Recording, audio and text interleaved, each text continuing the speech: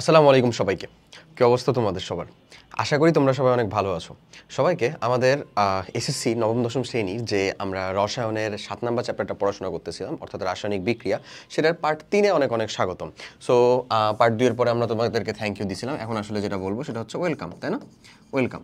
আমরা পার্ট ৩ এর মধ্যে যে অংশটা পড়বো, আমরা পার্ট 2 অর্থাৎ রিডক্স বিক্রিয়া, মোস্ট ইম্পর্টেন্ট অনেকগুলো বিক্রিয়া আসলে পড়ে ফেলছি।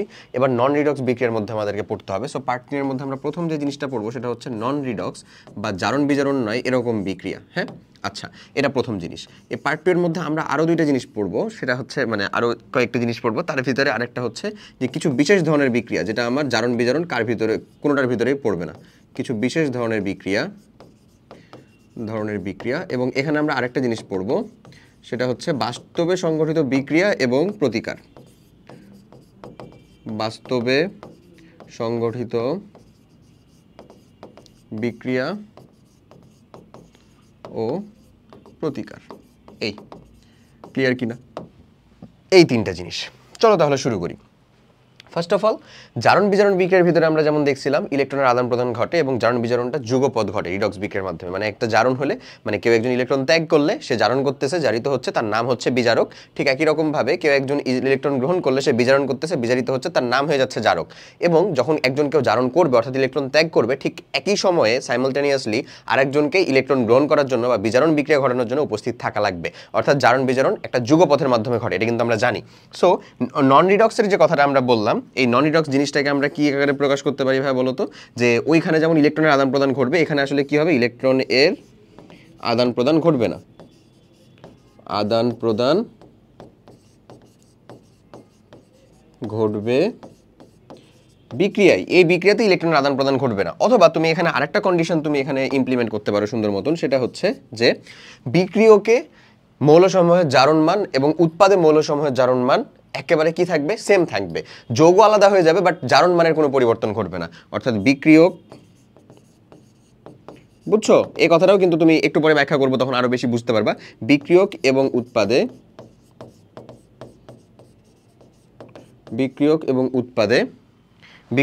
উৎপাদে মৌলের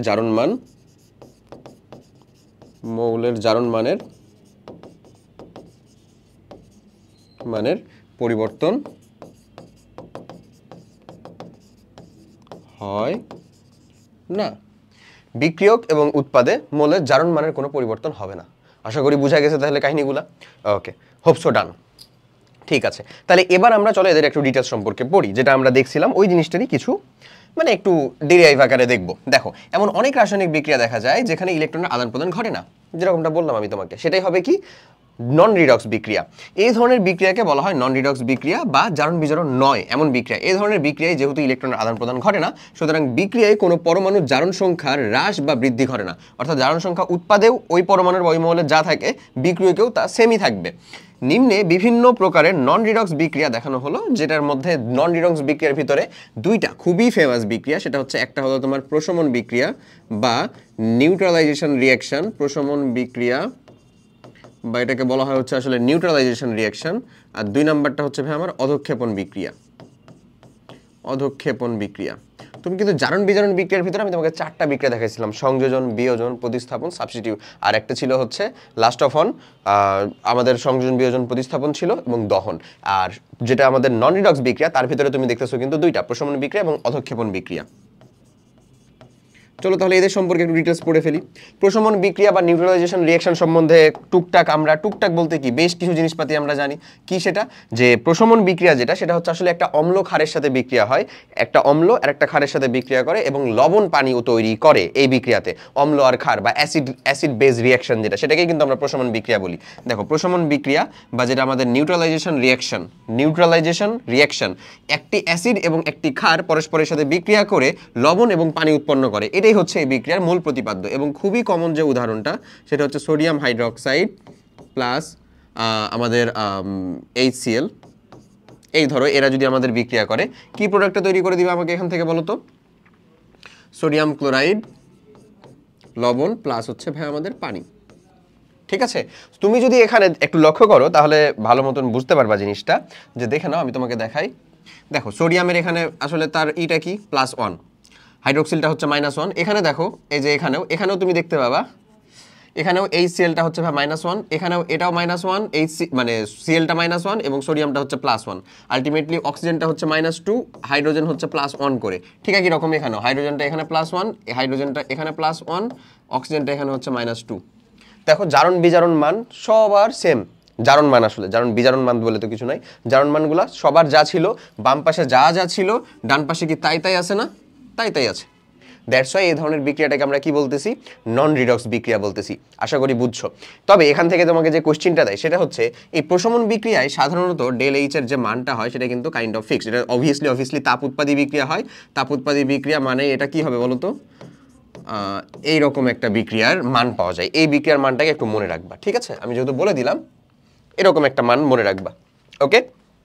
আচ্ছা, আমি যাবো এখনই ওখানে যাবো আর কি। এই যে ΔH এর মান -57.34 কিলোজুল, হ্যাঁ, এখানে দেখবা যে -57.34 কিলোজুল, হ্যাঁ, এরকম হচ্ছে ΔH এর মানটা হয়। এবং প্রায় প্রত্যেকটা প্রশমন বিক্রিয়াতেই অম্ল আর ক্ষারের আসলে মানে সক্রিয়তার উপরে বা তীব্রতার উপর নির্ভর করে একটু কম বেশি, কিন্তু প্রায় দেখা যায় 57 মানে 54 থেকে 59 এর ভিতরেই থাকে হচ্ছে তার মানে এই বিক্রিয়া তাপ। এটাকে প্রশমন তাপও বলতে পারো বা বিক্রিয়া তাপও বলতে পারো। ΔH এর মান তো বিক্রিয়া তাপ। ΔH এখানে মাইনাস মানে এটা কি বোঝাচ্ছে? তাপ উৎপাদী নাকি তাপ হারি? অবভিয়াসলি তাপ উৎপাদী বিক্রিয়া। ΔH যেটা মাইনাস সেটাকে আমরা ডিরেক্টলি বাম পাশে লিখতে পারি, তাই না? ΔH এর মানটাকে তাহলে এখানে মাইনাস লিখলে অথবা আমরা উৎপাদে প্লাস লিখতে পারি। সো উৎপাদে যখন প্লাস তার মানে বোঝানো হচ্ছে যে এখানে শক্তির পরিমাণ অনেক বেশি, উৎপাদ তৈরি হতে শক্তির পরিমাণ কম লাগে, তাই এখানে অতিরিক্ত শক্তিটা আমরা পরিবেশে মুক্ত আকারে পাই বা আমি পাই, তাই এটা তাপ উৎপাদী বিক্রিয়া। দ্যাটস ওয়াই ΔH এর মানটা কি আসছে? নেগেটিভ আসছে। এগুলো তো ডিটেলস বুঝাইছি, ওকে। এখন তোমাকে যেটা বলতে হচ্ছে এখানে এটাকে অ্যাসিড ক্ষার বিক্রিয়াও বলা হয়, এর অপর নাম। HCl এবং সোডিয়াম হাইড্রোক্সাইড পরস্পরের সাথে বিক্রিয়া করে সোডিয়াম ক্লোরাইড লবণ এবং পানি উৎপন্ন করে। এটি একটি প্রশমন বিক্রিয়া, এটাকে এভাবে দেখানো যায়। এটা তো তুমি দেখলা। এখন কথা হচ্ছে কেন এটা হয়?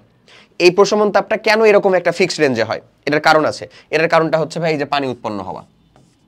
তুমি বলো তো প্রত্যেকটাতেই অ্যাসিড ক্ষার বিক্রিয়া মানে কি? এখানে লবণ প্লাস পানি উৎপন্ন হবে না? লবণ প্লাস পানি, এই যে পানি, এই পানির ভিতরেই সব কাহিনী লুকিয়ে আছে। আমি এটা ডিটেলসে এখনই তোমাকে বুঝাচ্ছি। দেখো, প্রশমন বিক্রিয়ায় সর্বদাই তাপ উৎপন্ন হয়, অর্থাৎ প্রশমন বিক্রিয়া তাপ উৎপাদী বিক্রিয়া। এটা কিন্তু ফিক্সড তাপ উৎপাদী, এটা এক্সোথার্মিক একটা বিক্রিয়া। অ্যাসিড ও ক্ষার উভয়ই তীব্র হলে এই তাপের পরিমাণ হয় 57.34। প্রশমন বিক্রিয়ায় অ্যাসিড আমাদের হাইড্রোজেন প্লাস সরবরাহ করে এবং ক্ষার হাইড্রোক্সিল মাইনাসটা সরবরাহ করে। অ্যাসিডটা যেটা থাকবে আমাদের অবভিয়াসলি ধরো হচ্ছে যে আমরা যেমন কাকে নিয়েছিলাম? HCl কে নিয়েছিলাম। HCl এ আমাদের কি সরবরাহ করতেছে আসলে? H+, তাই না? আবার যে আমাদের সোডিয়াম হাইড্রোক্সাইডকে নিয়েছিলাম, ও আমাদের কি সরবরাহ করতেছে আসলে ভাই বলো তো? অবভিয়াসলি হাইড্রোক্সিল মাইনাস, ক্ষার যেহেতু, তো এরা দুইজন মিলে তৈরি করতেছে আমাদের কি? পানি না? আমরা কি জানি? অ্যাসিড অবশ্যই আমাকে H+ সরবরাহ করবে, ক্ষার অবশ্যই আমাকে হাইড্রোক্সিল মাইনাস সরবরাহ করবে। তার মানে এই দুইটা তো আমাদের কমন, এই দুইটা কমন এবং ফিক্সড, এই দুইটা কি থাকবেই না আমার প্রশমন বিক্রিয়াতে? এবং ওই জিনিসটাই কিন্তু ঘটতেছে। এই যে দেখো H+ আর এই যে হচ্ছে হাইড্রোক্সিল মাইনাস, এরা দুইজন মিলে তোমাকে যে পানিটা তৈরি করতেছে, এই বিক্রিয়াতেই তাপের পরিবর্তন হয় হচ্ছে ওই যে -57.34 কিলোজুল। দ্যাটস ওয়াই প্রত্যেকটা প্রশমন বিক্রিয়ারই এই মানে যে তাপের পরিবর্তনটা সেই রেঞ্জটা এই কাছাকাছি হয়। কি কাছাকাছি হয়? এই যে 54 থেকে শুরু করে 59 এর মধ্যেই হয়। দেখো কি বলে, প্রশমন বিক্রিয়ায় acid hydrogen ion plus H+ সরবরাহ করে এবং ক্ষার হাইড্রোক্সিল সরবরাহ করে। এরপর উক্ত আয়ন দুটি পরস্পরের সাথে বিক্রিয়া করে পানি উৎপন্ন করে। সোডিয়াম ক্লোরাইড জলীয় দ্রবণে সোডিয়াম প্লাস এবং ক্লোরাইড মাইনাস আয়ন হিসেবে থাকে এবং থেকে এরা আসলে কি একটা সোডিয়াম ক্লোরাইড লবণ তৈরি করে এবং এটা জলীয় দ্রবণ হলে তো ওই যে সোডিয়াম প্লাস আর ক্লোরাইড মাইনাস আকারে আয়নিকারে থাকবে। বুঝতেছো? এই বিক্রিয়ার মতন অন্য একটা বিক্রিয়া হোক, ধরো তুমি বলছো যে ভাই আমি ক্ষার হিসেবে ক্যালসিয়াম হাইড্রোক্সাইডকে দিছি, ধরে নাও, আর অ্যাসিড হিসেবে আমরা নিছি হচ্ছে আমাদের সালফিউরিক অ্যাসিডকে, ধরো। তাহলে এখানে যে বিক্রিয়া হবে, এই বিক্রিয়া করে প্রোডাক্ট আমাদের কি তৈরি হবে? অবশ্যই লবণ পানি। লবণটা কি তৈরি হবে বলো তো ভাই? Calcium sulphate. পানিটা কি তৈরি হবে? H2O। এমন তৈরি হবে না? বিক্রিয়া কিন্তু শেষ। এই বিক্রিয়াতেও দেখো আলটিমেটলি এ আমাদের মানে তুমি যদি এটা আসলে ইটা মিলাতে চাও, কি বলবো, বিক্রিয়াটাকে যদি সমতা করতে চাও আর কি, বিক্রিয়াটাকে সমতা করতে গেলে কি হবে? আমার 6টা আছে, সো 6টা নাই, পানি জাস্ট 2 মোল হবে। পানি কত মোল হচ্ছে? 2 মোল হচ্ছে। তাহলে কিন্তু সমতা হয়ে গেল। সো এখানে দেখো 2টা হাইড্রোক্সিল আর এখানে হচ্ছে 2টা হাইড্রোজেন। মানে এই বিক্রিয়াটার যদি কঙ্কাল বিক্রিয়া তুমি লিখতে চাও, তাহলে এই বিক্রিয়াটার কঙ্কাল বিক্রিয়া আর কি এরকম লিখতে পারো, 2টা হাইড্রোক্সিল মাইনাস আয়ন প্লাস হচ্ছে 2টা হাইড্রোজেন আয়ন দিয়ে আসলে তোমাকে কি প্রোডাক্টটা তৈরি করে দিচ্ছে? 2টা পানি। 2টা পানি তৈরি করে দিচ্ছে। এই প্রোডাক্টটা তৈরি করতেছে না? বুঝছো তো আশা করি। তো এখানে এটার যে বিক্রিয়া তাপটা সেটা অবশ্যই আমাদের সাধারণ যে 57.34 ছিল সেটার থেকে একটু বেশি হবে যেহেতু এখানে আমাদের 2 মোল করে কাজে লাগতেছে বাট আলটিমেটলি এই রেঞ্জটার ভিতরেই থাকবে, কারণ এখানেও ঘুরে ফিরে দেখো ওই পানি তৈরি হওয়ারই বিক্রিয়াটা তৈরি হচ্ছে। মানে প্রত্যেকটা প্রশমন বিক্রিয়াতে এই যে হাইড্রোক্সিল এবং হাইড্রোজেন আয়ন মিলে পানি তৈরি করার যে ইকুয়েশনটা এটা হচ্ছে কমন। দ্যাটস ওয়াই প্রশমন বিক্রিয়া মানেই তার বিক্রিয়া তাপের ওই রেঞ্জটা ওর কাছাকাছি থাকবে। এখন অ্যাসিডের তীব্রতা বা ক্ষারের তীব্রতা এবং তাদের হচ্ছে দুর্বলতা এর উপর নির্ভর করে এর মানটা একটু কম বেশি হবে। যেমন ধরো এটা যদি আমি সোডিয়াম HCl এর বদলে এখানে যদি অ্যাসিটিক অ্যাসিড দিতাম CH3COOH, সেটা তো অবশ্যই একটু দুর্বল অ্যাসিড, সেটা তো জৈব অ্যাসিড, তার মানে অবশ্যই সেখানে বিক্রিয়া তাপের পরিমাণটা কম হইতো। এখানে যদি আমি HCl না দিয়ে যদি আরো কোনো সক্রিয় অ্যাসিড দিতাম, ধরো HClO4 পারক্লোরিক অ্যাসিড, তাহলে সেখানে আমার বিক্রিয়া তাপের পরিমাণটা আরেকটু বাড়তো। এই পার্থক্য, বাট ওই রেঞ্জটা ওই রকমই থাকবে। ক্লিয়ার? তুমি এই কথাটা এখনো পাবে। এই দ্রবণে উপস্থিত সোডিয়াম এবং ক্লোরাইড আয়ন বিক্রিয়ায় অংশগ্রহণ করে না, এদেরকে দর্শক আয়ন বলে। এই কোশ্চেনটাও কিন্তু আসে। স্পেকটেটর আয়ন বা এটার অপর নামটা হচ্ছে আমাদের দর্শক আয়ন। স্পেকটেটর আয়ন বা এর অপর নামটা কি ভাবে বলতো? দর্শক আয়ন। এই স্পেকটেটর আয়ন বা দর্শক আয়ন কি? যাদের যে সকল পরমাণুর বিক্রিয়ায় জারণ মানের কোনো পরিবর্তন হয় না, মানে বাম পাশের জারণ মান এবং ডান পাশের জারণ মান সেম থাকে, তাদেরকে আমরা বলি হচ্ছে দর্শক আয়ন। কি বলতে পারি? যে সকল পরমাণুর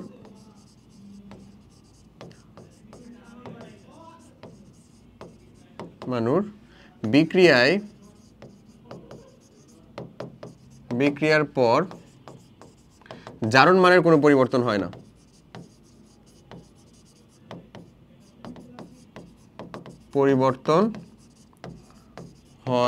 না, তাদেরকে আমরা কি বলি আসলে? দর্শক আয়ন। মানে বিক্রিয়ার শুরুতে তার জারণ মান যত থাকবে, বিক্রিয়ার শেষে তার জারণ মান তত থাকবে, তাহলে তার কোনো আসলে জারণ মানের পরিবর্তন হচ্ছে না, সেই হবে হচ্ছে আমাদের দর্শক আয়ন।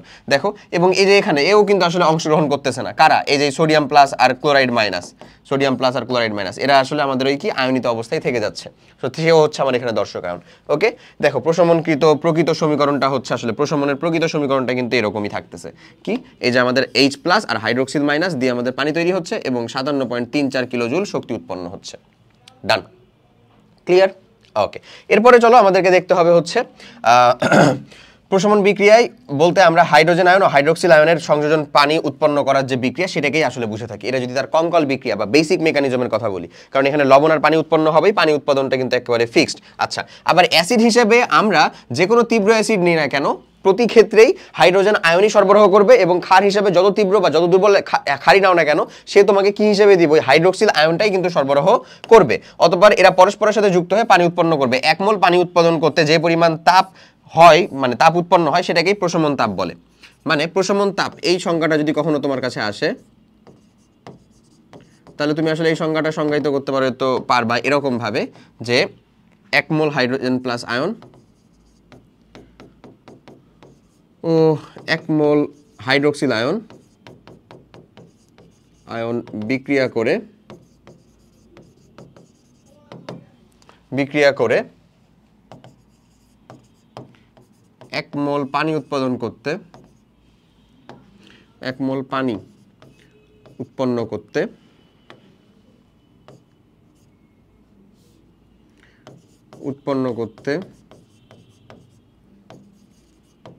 যে তাপের পরিবর্তন, সেটাই হচ্ছে আমার কি?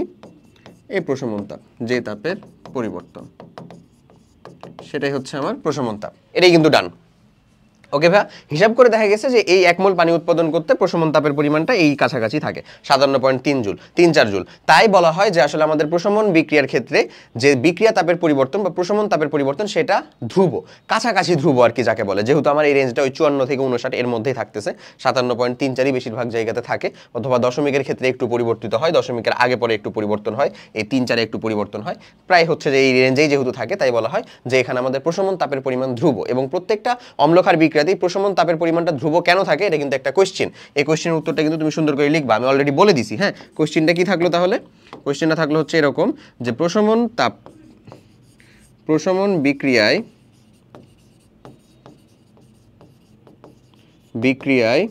বিক্রিয়া তাপ বা বিক্রিয়া এনথালপি যাই বলো না কেন, বিক্রিয়া তাপ ধ্রুব কেন থাকে?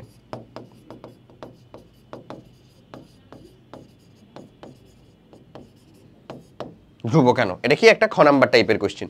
ওকে, কারণ আসলে কি, কারণ প্রত্যেকটা প্রশমন বিক্রিয়ারই কমন মেকানিজমটা হচ্ছে যে আমাদের হাইড্রোজেন মানে অ্যাসিড আমাদের হাইড্রোজেন সরবরাহ করতেছে, ক্ষার আমাদের হাইড্রোক্সিল সরবরাহ করতেছে, এবং তারা দুজন মিলে আসলে কি পানি তৈরি করতেছে। প্রত্যেকটা প্রশমন বিক্রিয়াতেই কিন্তু এটা কমন সিনারিও, এবং তারই আলোকিতয় বা তারই ধারাবাহিকতায় আমরা বলতে পারি যে আসলে যেহেতু প্রশমন তাপটাই আমরা বলে দিচ্ছি যে 1 মোল হাইড্রোজেন এবং 1 মোল হাইড্রোক্সিল আয়ন মিলে 1 মোল পানি উৎপন্ন করার জন্য যে বিক্রিয়া তাপের পরিবর্তন, সেটাই হচ্ছে আমার প্রশমন তাপ। তাই বলি যে ওই পানি উৎপাদন যেহেতু প্রত্যেকটা প্রশমন বিক্রিয়ার ক্ষেত্রে মানে সেম মেকানিজম এবং এই একই ধরনের ভাবে ঘটে, তাই ওই পানি উৎপাদন করতে যে আসলে যতটুকু পরিমাণ তাপের পরিবর্তন ঘটে, অর্থাৎ প্রশমন তাপের পরিবর্তন যেটা ঘটতেছে সেটা হচ্ছে পরীক্ষালব্ধভাবে 37.34 কিলোজুল, সেজন্য সেটা ধ্রুব থাকে। কারণ প্রত্যেকটা বিক্রিয়াতেই ওই প্রশমন বিক্রিয়া মানেই হচ্ছে কি একটা অ্যাসিড, সে আমাদের হাইড্রোজেন সরবরাহ করবে, একটা ক্ষার মানে সে আমাদের কি সরবরাহ করবে, হাইড্রোক্সিল সরবরাহ করবে, এবং আমি প্রশমন তাপ পাবো। ক্লিয়ার? বুঝা গেছে? ওকে, এরপরে আমরা যাব হচ্ছে আমাদের একটা পরীক্ষণে। এই পরীক্ষণটা যদি তুমি দেখো, এর পরীক্ষণটাও সেরকম কিচ্ছু না। তোমার কাছে পরীক্ষাটা কমপ্লিট করার জন্য আসলে অবশ্যই ওই সোডিয়াম হাইড্রোক্সাইড থাকা লাগবে, যেটা অবশ্যই তোমার কাছে নাই ল্যাব ছাড়া। সোডিয়াম হাইড্রোক্সাইড তুমি কই পাবা? এটা তো নিশ্চয়ই কসমেটিক্সের দোকানে বা হচ্ছে যে ফার্মেসির মধ্যে কিনে পাবা না। প্লাস হচ্ছে HCl, তো এই যে ল্যাবেই পাবা আর কি। আরেকটা জিনিস হচ্ছে লিটমাস পেপার। আমি তোমাকে পরীক্ষণটা বলে বুঝাচ্ছি, খুবই সহজ, আরামসে বুঝতে পারবা আশা করি। সো তুমি আসলে যে কাজটা করবা সেটা হচ্ছে যে 10 ml কোনো একটা 10 ml হচ্ছে যে এই সোডিয়াম হাইড্রোক্সাইড নিলা কোনো একটা বিকারে, সোডিয়াম হাইড্রোক্সাইড নিলা হচ্ছে ভাই কত, 10 ml, এবং তার ঘনমাত্রা যদি আসলে ওই যে 0.01ই নাও, খুব বেশি নেওয়ার প্রয়োজন নেই, এটা তুমি ডিপেন্ড করে এর যে ঘনমাত্রা নিবা, অ্যাসিডটাও যদি সেম ঘনমাত্রার হয় তাহলে সব থেকে বেটার। তাহলে ওটারও আসলে 0.01 মোলারে 10 ml লাগবে তোমার এটা কি HCl দিয়ে প্রশমিত করতে। সো ধরে দাও তুমি হচ্ছে যে এই জিনিসটা নিছো, জাস্ট সাপোজ এই পার্টটুকু নিছো, এই পার্টটুকু নিছো এখানে। এই পার্টটুকু নেওয়ার পরে এবার এখানে তুমি একটা লিটমাস পেপার যোগ করলা। ক্ষারের ভিতরে লিটমাস পেপার কেমন থাকে বলো তো? লা, অর্থাৎ এটাকে বোঝাচ্ছে হচ্ছে এরকম, ক্ষার লালকে নীল করে। তার মানে তুমি যদি এখানে লিটমাস পেপার দাও তাহলে ক্ষার লালকে নীল করবে, এবং তুমি এটা পাবা হচ্ছে আসলে কি, লিটমাস পেপারটা নীল কালারের। লিটমাস পেপারটা কি কালারের পাবা ভাই বলো? এই যে লিটমাস পেপার ধরে নাও এরকম, এটা পাবা হচ্ছে ক্ষারের মধ্যে নীল কালারের। এরপরে তুমি যে কাজটা করবা সেটা হচ্ছে ওই HClটা ড্রপ ওয়াইজ ওই HClটা দিতে থাকবা, বুঝছো? ড্রপ ওয়াইজ কি দিবা? HClটাকে দিবা। ড্রপ ওয়াইজ HClটাকে দিতে দিতে তুমি যখন হচ্ছে যে আসলে 10 ml দিয়ে ফেলবা, তখন 10 ml এর পরে আর এক ড্রপ নেওয়ার সাথে সাথে দেখবা এই লিটমাস পেপারটা এখন লাল হয়ে গেছে। এই লিটমাস পেপারটা এখন কি হয়ে গেছে বলো? লাল হয়ে গেছে। কেন? কারণ অ্যাসিড বা অম্ল আমাদের নীল লিটমাসকে কি করবে? লাল করবে। দ্যাটস ওয়াই ওটা তখন কি দেখতে পাবা? লাল হয়ে গেছে লিটমাসটা।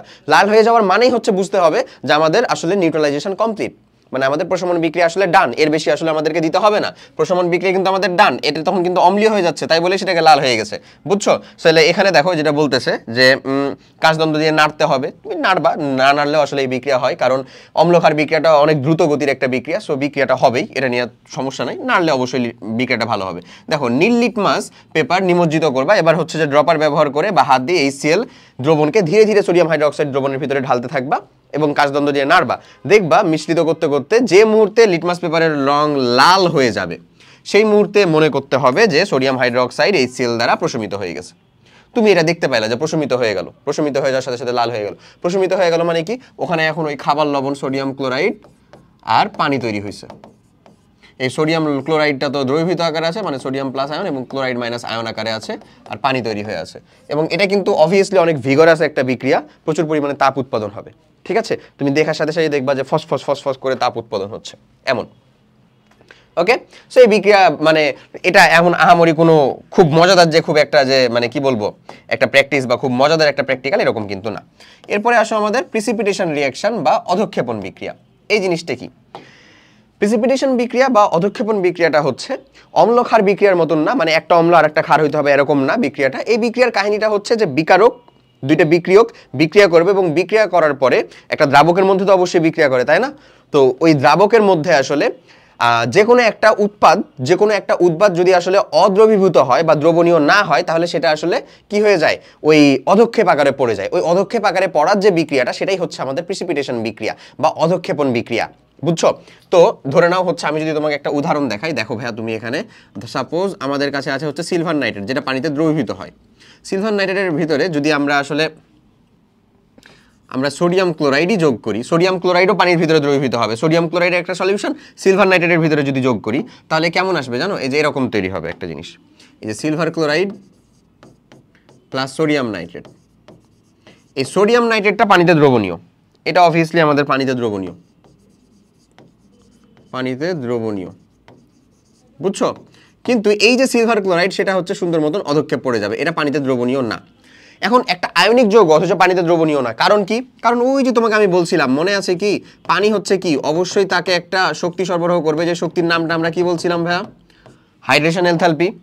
আর এরা দুইজন কাছাকাছি এসে এই সিলভার ক্লোরাইডের একটা স্ফটিক তৈরি করতে এক পরিমাণ মানে কিছু পরিমাণ শক্তি এখান থেকে নির্গত হয়ে গেছে না, কিছু পরিমাণ শক্তি এখান থেকে বের হয়ে গেছে না, এটাকে কি বলছিলাম আমরা?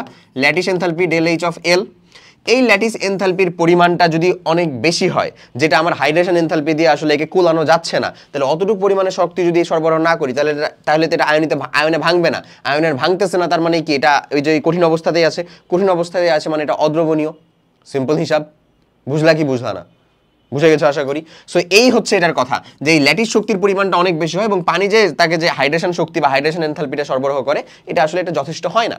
যেহেতু যথেষ্ট হয় না, তাই এই সিলভার ক্লোরাইডটা দ্রবীভূত হয় না, এটা কি হবে? সুন্দর মতন অধক্ষিপ্ত হয়ে যাবে, অধক্ষিপ্ত হয়ে যাবে। এটাকেই বলা হচ্ছে অধক্ষেপণ বিক্রিয়া। মানে এই যে এখানে পুরো বিক্রিয়াটা, এটা হচ্ছে অধক্ষেপণ বিক্রিয়া। এবং এটা আমরা কোন ক্যাটাগরির মধ্যে পড়তেছি? নন রিডক্স বিক্রিয়ার মধ্যে। এবং কেন এটা পড়তেছি নন রিডক্স বিক্রিয়ার ভিতরে? তুমি দেখো সিলভারের এখানে আসলে মান কত? +1। নাইট্রেটটা কত? -1। পুল নাইট্রেটটাই।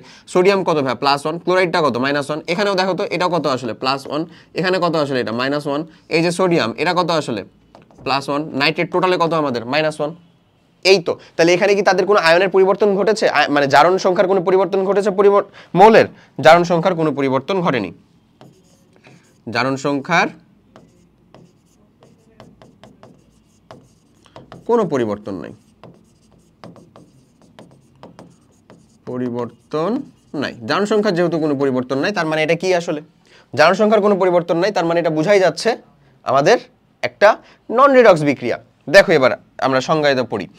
একই দ্রাবকে দুটি যৌগ মিশ্রিত করলে তারা পরস্পরের সাথে বিক্রিয়া করে যে উৎপাদগুলো উৎপন্ন করে, তাদের মধ্যে যদি কোনোটি একই দ্রাবকে, মানে ধরো পানির ভিতরে আমরা সিলভার নাইট্রেট আর সোডিয়াম ক্লোরাইডকে হচ্ছে যুক্ত করলাম, দুজনেই কিন্তু মিশত, মিশার পরে তো সিলভার নাইট্রেটের সাথে যদি আমরা সোডিয়াম ক্লোরাইড যোগ করি, তাহলে সিলভার ক্লোরাইডের যে যৌগটা তৈরি হবে সেটা তো আমাদের দ্রাবকে দ্রবীভূত না। তো বলতেছে যদি কোনো দ্রাবক মানে উৎপন্ন কোনো দ্রব্য যদি আসলে ওই দ্রাবকে দ্রবীভূত না হয়, তাহলে তাদের মধ্যে যদি ওই দ্রাবকে অদ্রবণীয় বা খুবই কম পরিমাণে দ্রবণীয় হয়, তবে তা বিক্রিয়া পাত্রের তলায় কঠিন অবস্থায় তলানি হিসেবে জমা হয়। তাহলে আমরা যদি দেখি যে কোনোটা আসলে আমাদের দ্রবীভূত হচ্ছে না, তাহলে সেটা বিক্রিয়া পাত্রে তলানি হিসেবে জমা হয় বা দ্রবীভূত না হওয়ার জন্য কঠিন বস্তু আকারে বা কঠিন পদার্থ আকারে আসলে বিক্রিয়া পাত্রের নিচে চলে আসে। সেটাই হচ্ছে আমার আসলে অধক্ষেপ বা প্রেসিপিটেট, বা আমাদের ওই যে মানে অধক্ষেপ, প্রেসিপিটেট যাই বলো না কেন, সেটাকে একটাকেই বলা যায়। এই তলানিকে বলা হয় অধক্ষেপ বা প্রেসিপিটেট। যে বিক্রিয়ায় দ্রবণীয় বিক্রিয়ক পদার্থ বিক্রিয়া করে অদ্রবণীয় কঠিন পদার্থ উৎপন্ন করে, তাকে বলা হয় অধক্ষেপণ বিক্রিয়া। তার মানে দ্রবণীয় কঠিন পদার্থ বিক্রিয়া করে যেটা তৈরি করছে সেটা আমাদের অদ্রবণীয় হচ্ছে। এরকম আরো অনেক উদাহরণ আছে, যেমন আমরা হচ্ছে বেরিয়াম ক্লোরাইডের সাথে যদি আমরা বিক্রিয়া করাই হচ্ছে যে ধরো সোডিয়াম সালফেটের বিক্রিয়া করাই, তাহলে বেরিয়াম সালফেট তৈরি হয়। বেরিয়াম সালফেট আবার হচ্ছে অদ্রবণীয়, বেরিয়াম কার্বনেটও অদ্রবণীয়, এগুলা। ঠিক আছে? তো চলো আমি এখানে তোমাকে এই জিনিসটা বুঝিয়ে দিচ্ছি। বুঝেছো? তার মানে বিষয়টা হচ্ছে এও আমাদের দ্রবণীয় ছিল, এও আমাদের দ্রবণীয় ছিল, এরা বিক্রিয়া করে একটা অদ্রবণীয় তৈরি করতেছে। তো এই যে এই বিক্রিয়াটাকে বলতেছি আমরা অধক্ষেপণ বিক্রিয়া। তো এখানে হুজুরটি বলেছে যে বিক্রিয়ায় দ্রবণীয় বিক্রিয়ক বিক্রিয়া করে অদ্রবণীয় কঠিন উৎপাদ উৎপন্ন করে, তাকেই বলা হয় অধক্ষেপণ বিক্রিয়া। ক্লিয়ার না? সরি ভাই।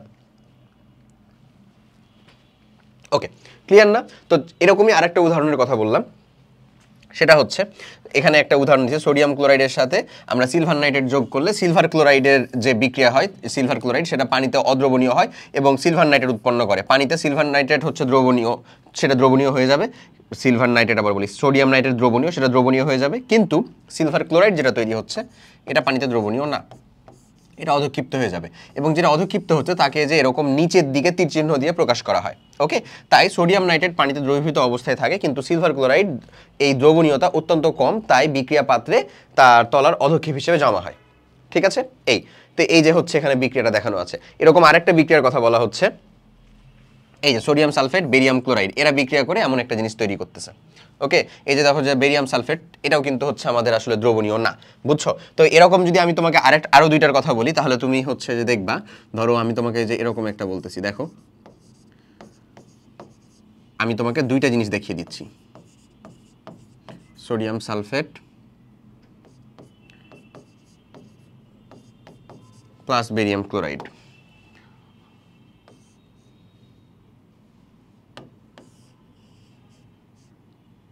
ওকে, এটা তাহলে এখানে যেটা তৈরি হচ্ছে সেটা হচ্ছে ভাই আমাদের বেরিয়াম কার্বনেট CO3, এখানে হবে হচ্ছে বেরিয়াম সালফেট, ঠিক আছে। এটাকে তুমি ফার্দার HCl যোগ করবা আবার, প্লাস হচ্ছে এখানে আরেকটা কি তৈরি হবে বলো, সোডিয়াম ক্লোরাইড তৈরি হবে এখানে, আর এখানেও তৈরি হবে হচ্ছে আমাদের সোডিয়াম ক্লোরাইড। ওকে,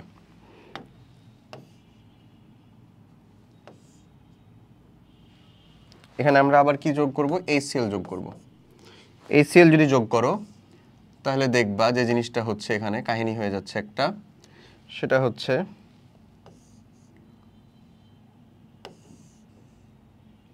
দেখো আমি এটা বুঝিয়ে দিচ্ছি তারপরে লিখতেছি, নো রিঅ্যাকশন। আর এখানে যেটা হবে সেটা হচ্ছে আমাদের হবে হচ্ছে বেরিয়াম ক্লোরাইড HCl এর সাথে যদি খাট বিক্রিয়া করো তাহলে হবে হচ্ছে কার্বন ডাই অক্সাইড প্লাস হবে হচ্ছে ভাই পানি। দেখো আমি বুঝিয়ে দিচ্ছি কি তৈরি হচ্ছে, কোথায় কি হচ্ছে ভাই, এগুলা কোত্থেকে আসলো ভাই, কেন আসলো ভাই। আচ্ছা বলতেছি ভাই, একটু থামো, একটু অপেক্ষা করো। আচ্ছা তাহলে এটাকে এরকম ভাবে দেখিয়ে দিই।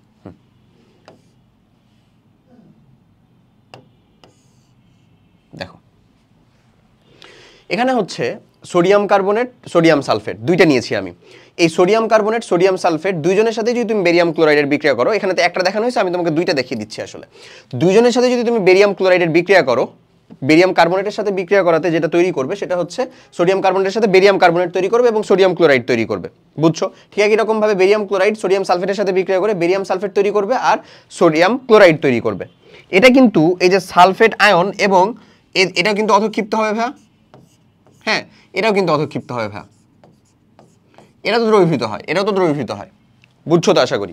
তো দুইটাই হচ্ছে অধক্ষিপ্ত হয় এবং দুইটারই অধক্ষেপের কালারটা হয় হচ্ছে ভাইয়া সাদা।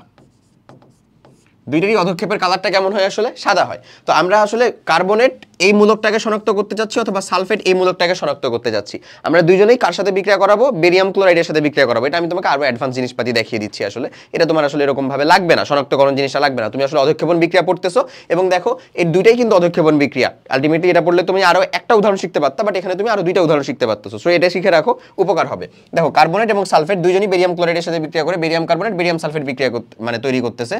এটা আবার এখানে দুই কেন দিছি ভাই বলতো, দুই তো অলরেডি, সেটাই তো ওরই তো হচ্ছে দুই। ওকে, বেরিয়াম কার্বনেট এবং বেরিয়াম সালফেট তৈরি করতেছে, বুঝছো। ওকে, এখন এই বেরিয়াম কার্বনেট অথবা বেরিয়াম সালফেট যার সাথে বিক্রিয়া করুক না কেন, এই দুজনেরই হচ্ছে সাদা অধক্ষেপ তৈরি হয়। এখন তাহলে কার্বনেটেরও সাদা অধক্ষেপ সালফেটেরও সাদা অধক্ষেপ, তাহলে বুঝবা কেমনে কোনটা কার্বনেট কোনটা সালফেট। এরপরে তোমাকে যেটা করতে হবে, ওই যে অধক্ষেপটা তৈরি হলো সাদা, তার ভিতরে মিনারেল অ্যাসিড বা খনিজ অ্যাসিড HCl ঢেলে দিতে হবে। দেখো HCl যখন আমি ঢালবো তখন সালফেটের যে যৌগটা ওটার সাথে নো রিঅ্যাকশন, কোনো বিক্রিয়া করে না HCl সালফেটের সাথে।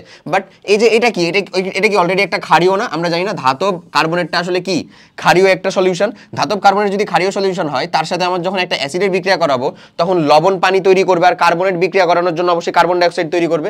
দেখো বেরিয়াম ক্লোরাইডের লবণ তৈরি করছে, পানি তৈরি করছে আর কার্বন ডাই অক্সাইড তৈরি করছে, মানে একটা আমাদের বিক্রিয়া করে দ্রবীভূত হয়ে যাবে একটা অধক্ষেপ, যেটা দ্রবীভূত হয়ে যাবে ওটা বুঝে যাবো ওটাকে নিশ্চয়ই কার্বনেট বা সোডিয়াম কার্বনেট বা কার্বনেট আয়ন, আর যেটা দ্রবীভূত হবে না সেটা বুঝে যাবো কি সালফেট আয়ন। ক্লিয়ার? ওকে, তো আমি যেখানে ছিলাম সেটা হচ্ছে আসলে কি অধক্ষেপণ বিক্রিয়া। অধক্ষেপণ বিক্রিয়ার মেইন মেকানিজম কি ছিল, যে আমাদের দ্রবণীয় বিক্রিয়ক বিক্রিয়া করে অদ্রবণীয় উৎপাদ তৈরি করবে এবং অদ্রবণীয় উৎপাদ যদি অধক্ষিপ্ত হয় তাহলে সেটাকে আমরা অধক্ষেপণ বিক্রিয়া বলি। এবং এই অধক্ষেপণ বিক্রিয়াতেও বিক্রিয়ক বা উৎপাদে যে আমাদের পরমাণুগুলো আছে বা মৌলগুলো আছে তাদের জারণ সংখ্যার মানের কোনো পরিবর্তন ঘটে না, এবং ওই কাজটাই এখানে ঘটতেছে। সোডিয়াম সালফেট দেখো এই যে দ্রবণে বেরিয়াম ক্লোরাইডের সাথে বিক্রিয়া করে তার জারণ মানের কোনো পরিবর্তন ঘটে না। দেখো এখানে সোডিয়ামটা হচ্ছে +1 আকারে আছে, এখানেও সোডিয়ামটা আমাদের +1 আকারে আছে, ঠিক আছে। বেরিয়ামটা এখানে +2 আকারে আছে, ভাই এখানেও বেরিয়ামটা আসলে +2 আকারে আছে। ডান, এই হচ্ছে কাহিনী। ওকে, আচ্ছা, কিছু অধক্ষেপণ বিক্রিয়া রয়েছে যেখানে ইলেকট্রনের স্থানান্তর ঘটে, এ সম্পর্কে পরবর্তী শ্রেণীতে জানতে পারবা। হ্যাঁ, কিছু কিছু অধঃক্ষেপণ বিক্রিয়া আছে যেটা আরো পরবর্তীতে জানতে পারবা, এখন আসলে দরকার নাই। যেমন কিছু অধঃক্ষেপণ বিক্রিয়ার জন্য আমি যদি সিম্পলি কিছু মানে বলে দিই তোমাকে, তাহলে সেটা আরো পরবর্তীতে জানাটাই বেটার। তারপর আমি যদি বলি, ধরো হচ্ছে কিছু জারণ বিজারণ বিক্রিয়া আছে যেখানে আসলে অধঃক্ষেপণ হয়, তারপরে হচ্ছে ক্রোমিক সালফেট, এরকম টাইপের জিনিসপাতি যেগুলো হচ্ছে অধঃক্ষিপ্ত হবে, সেগুলোতেও কিন্তু মানে অবশ্যই ইলেকট্রনের আদান প্রদান হয়। বাট এখন পর্যন্ত যতটুকু বেসিক জানার দরকার ছিল ততটুকু তুমি জেনে গেছো, সো আর এখানে আসলে দরকার নাই। এরপরে পরীক্ষণটা দেখো, পরীক্ষণটা করার ক্ষেত্রে এই পরীক্ষণটা এমন মানে কঠিন কিছুই না। এই পরীক্ষণটাতে বোঝাচ্ছে যে তুমি আসলে ওই ফেরিক হাইড্রোক্সাইডের অধঃক্ষেপণটা ফেলবা, বাট পরীক্ষণ করার জন্য যে কেমিক্যালগুলো দরকার এটা তোমার ওই ল্যাবেই পাবা তুমি, তোমার কাছে তো আর নাই, বাট স্টিল একটু জেনে রাখো, জেনে রাখলে সমস্যা নাই। দেখো, একটা পরীক্ষায় তুমি 2-3 মোলার মানে ml ফেরাস সালফেটের দ্রবণ নিবা, ফেরাস সালফেটের দ্রবণ নিলাম, তারপরে ধীরে ধীরে সবুজ বর্ণের অধঃক্ষেপ তৈরি হচ্ছে এবং তা নিচে জমা পড়তেছে। তরল ফেরাস সালফেট আমাদের তরল সোডিয়াম হাইড্রোক্সাইডের দ্রবণের সাথে বিক্রিয়া করে কঠিন ফেরাস হাইড্রোক্সাইড দ্রবণ তৈরি করে, যেটা হচ্ছে অধঃক্ষিপ্ত হয়। ওকে, তো আমি এই পরীক্ষণের কথাটা যদি তোমাকে বলি, ফেরাস সালফেটের জলীয় দ্রবণ তুমি নিলা, ফেরাস সালফেট, এর সাথে তুমি সোডিয়াম হাইড্রোক্সাইড যোগ করবা। যদি যোগ করো তাহলে বিক্রিয়া করে তোমাকে আসলে তৈরি করে দিবে ফেরাস হাইড্রোক্সাইড প্লাস হচ্ছে সোডিয়াম সালফেট। তো ফেরাস হাইড্রোক্সাইডের একটা কালার আছে, দেখো এখানে বলতেছে ফেরাস হাইড্রোক্সাইডের অধঃক্ষেপণ তৈরি করতেছে। ওকে, এই এবং ধীরে ধীরে তরলের দিকে বা নিচের দিকে জমা হবে, এটা একটা পরীক্ষণ। সো এই পরীক্ষণ করার জন্য তো তোমার এই দুইটা জিনিস দরকার, যেটা অবভিয়াসলি তোমার কাছে অ্যাভেলেবল না। সো এই পরীক্ষণগুলো নিয়ে এত বেশি চিন্তিত হওয়ার দরকার নেই, এটা সিম্পল যেরকমভাবে বলছে সেরকমভাবে পড়ে গেলেই হয়েছে। বাট আমাদের মেন যে জিনিসটা দরকার ছিল সেটা আমরা পড়ছি কিনা তাইলেই হয়েছে। এখন আসো, আমি তোমাকে যেরকমটা বললাম যে পরীক্ষণগুলোর ক্ষেত্রে আমরা সেটাকে কি অধঃক্ষেপণের জন্য এটা কি বোঝাচ্ছে, অধঃক্ষিপ্ত হচ্ছে এমন বোঝাচ্ছে। অধঃক্ষেপণ যে সেটাকে আমরা এরকম তীর চিহ্ন দিয়ে বুঝাই, প্রকাশ করি। ওকে, আচ্ছা, কি এই যে নিচের দিকে এরকম একটা নিচের দিকে তীর চিহ্ন দিয়ে বুঝাই যে এটা আসলে অধঃক্ষিপ্ত হচ্ছে। ঠিক আছে কিনা, ক্লিয়ার? ওকে, আচ্ছা, এবার আমরা যাব হচ্ছে আমাদের কিছু বিশেষ ধরনের রাসায়নিক বিক্রিয়া। এই বিশেষ ধরনের রাসায়নিক বিক্রিয়ার মধ্যে আমরা 4টা রাসায়নিক বিক্রিয়া পড়বো, যেটা আসলে আমাদের কি ওই কি বলে, যেটা আমাদের এর মধ্যেও না, আমাদের রিডক্স বা নন রিডক্স কোনো বিক্রিয়ার মধ্যে আসে না। তার ভিতরে প্রথমটাই আছে যেটা, সেটা হচ্ছে আমাদের পানি বিশ্লেষণ,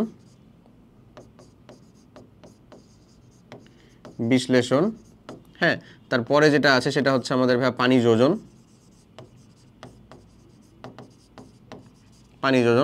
পরে আছে হচ্ছে আমাদের একটা সমানুকরণ, পরে আছে হচ্ছে আমাদের একটা পলিমারকরণ। এই কয়টা বিক্রিয়া আমরা একটু পড়ব। পলিমারকরণ, এই কয়টা বিক্রিয়া। তো প্রায় সময় দেখা যায় যে মানুষজনের ভিতরে এই দুইটা বিক্রিয়ার মধ্যে একটু ঝামেলা বাঁধে, ঝামেলা বাঁধার কিছু নাই। আমি তোমাকে খুব সহজ রকমভাবে শেখাচ্ছি, সহজ রকমভাবে মনে রাখার চেষ্টা করবা, ইজিলি আশা করি পারবা। চলো একটু পড়াশোনা শুরু করি। ওকে, আচ্ছা, কিছু কিছু রাসায়নিক বিক্রিয়া দেখতে পাওয়া যায় যেগুলো রিডক্স বা নন রিডক্স শ্রেণী বিভাগের মধ্যে পড়ে না। এদের কিছু কিছু বিশেষ ধরনের রাসায়নিক বিক্রিয়া আমরা এখন আলোচনা করব। তার ভিতরে প্রথমে যেটা আছে সেটা হচ্ছে আর্দ্র বিশ্লেষণ বা পানি বিশ্লেষণ। পানি বিশ্লেষণের অপর নাম তাহলে কি বলো, আর্দ্র বিশ্লেষণ, বা আমরা আরেকটা বলতে পারি সেটা হচ্ছে হাইড্রোলাইসিস। ওকে, সো এই যে লাইসিস মানে যেখানে দেখবা তুমি আসলে সেটা হচ্ছে আসলে কি বলতো, ক্ষয় বা প্রসেস বা এরকম কিছু একটা বোঝাচ্ছে, যে কিছু একটা হচ্ছে, এমন কিছু একটা হচ্ছে, কুছ তো হো রাহা হ্যায়, ব্যাপারটা হচ্ছে এরকম। ওকে, সো হাইড্রোলাইসিস বিক্রিয়াটার মানেটাই হচ্ছে যে আমাদের একটা যৌগের সাথে পানি বিক্রিয়া করে পানির যে হাইড্রোক্সিল মেইনলি, সেটার হাইড্রোক্সিলের কম্পাউন্ড তৈরি করবে। সিম্পল, পানির যে হাইড্রোক্সিল অংশটা, সে হাইড্রোক্সিলের কম্পাউন্ডটা তৈরি করবে।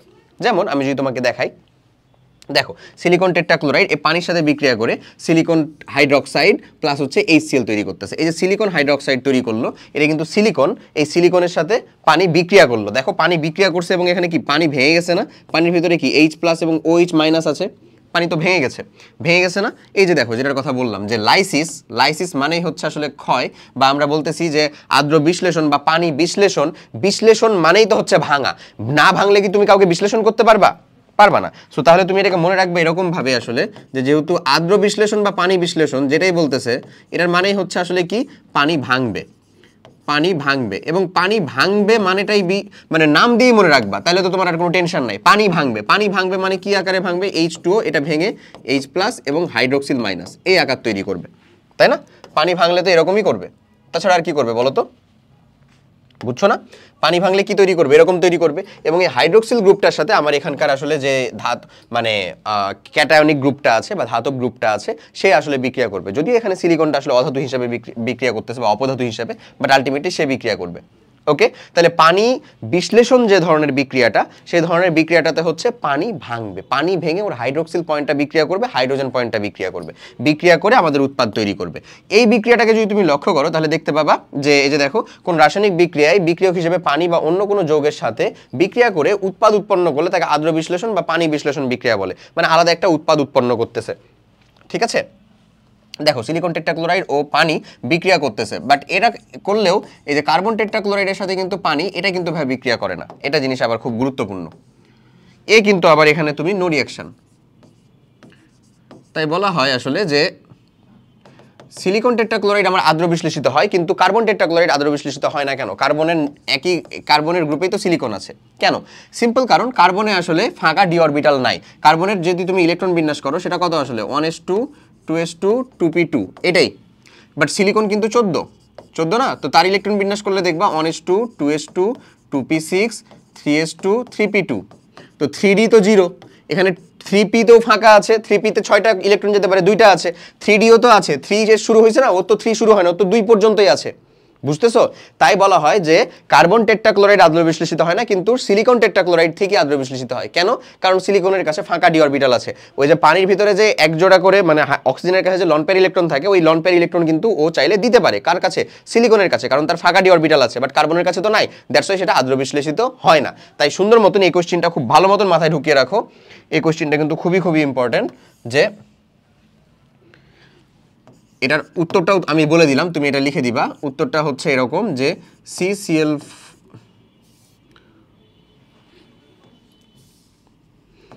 সিলিকন টেট্রাক্লোরাইড আর্দ্র বিশ্লেষিত হলেও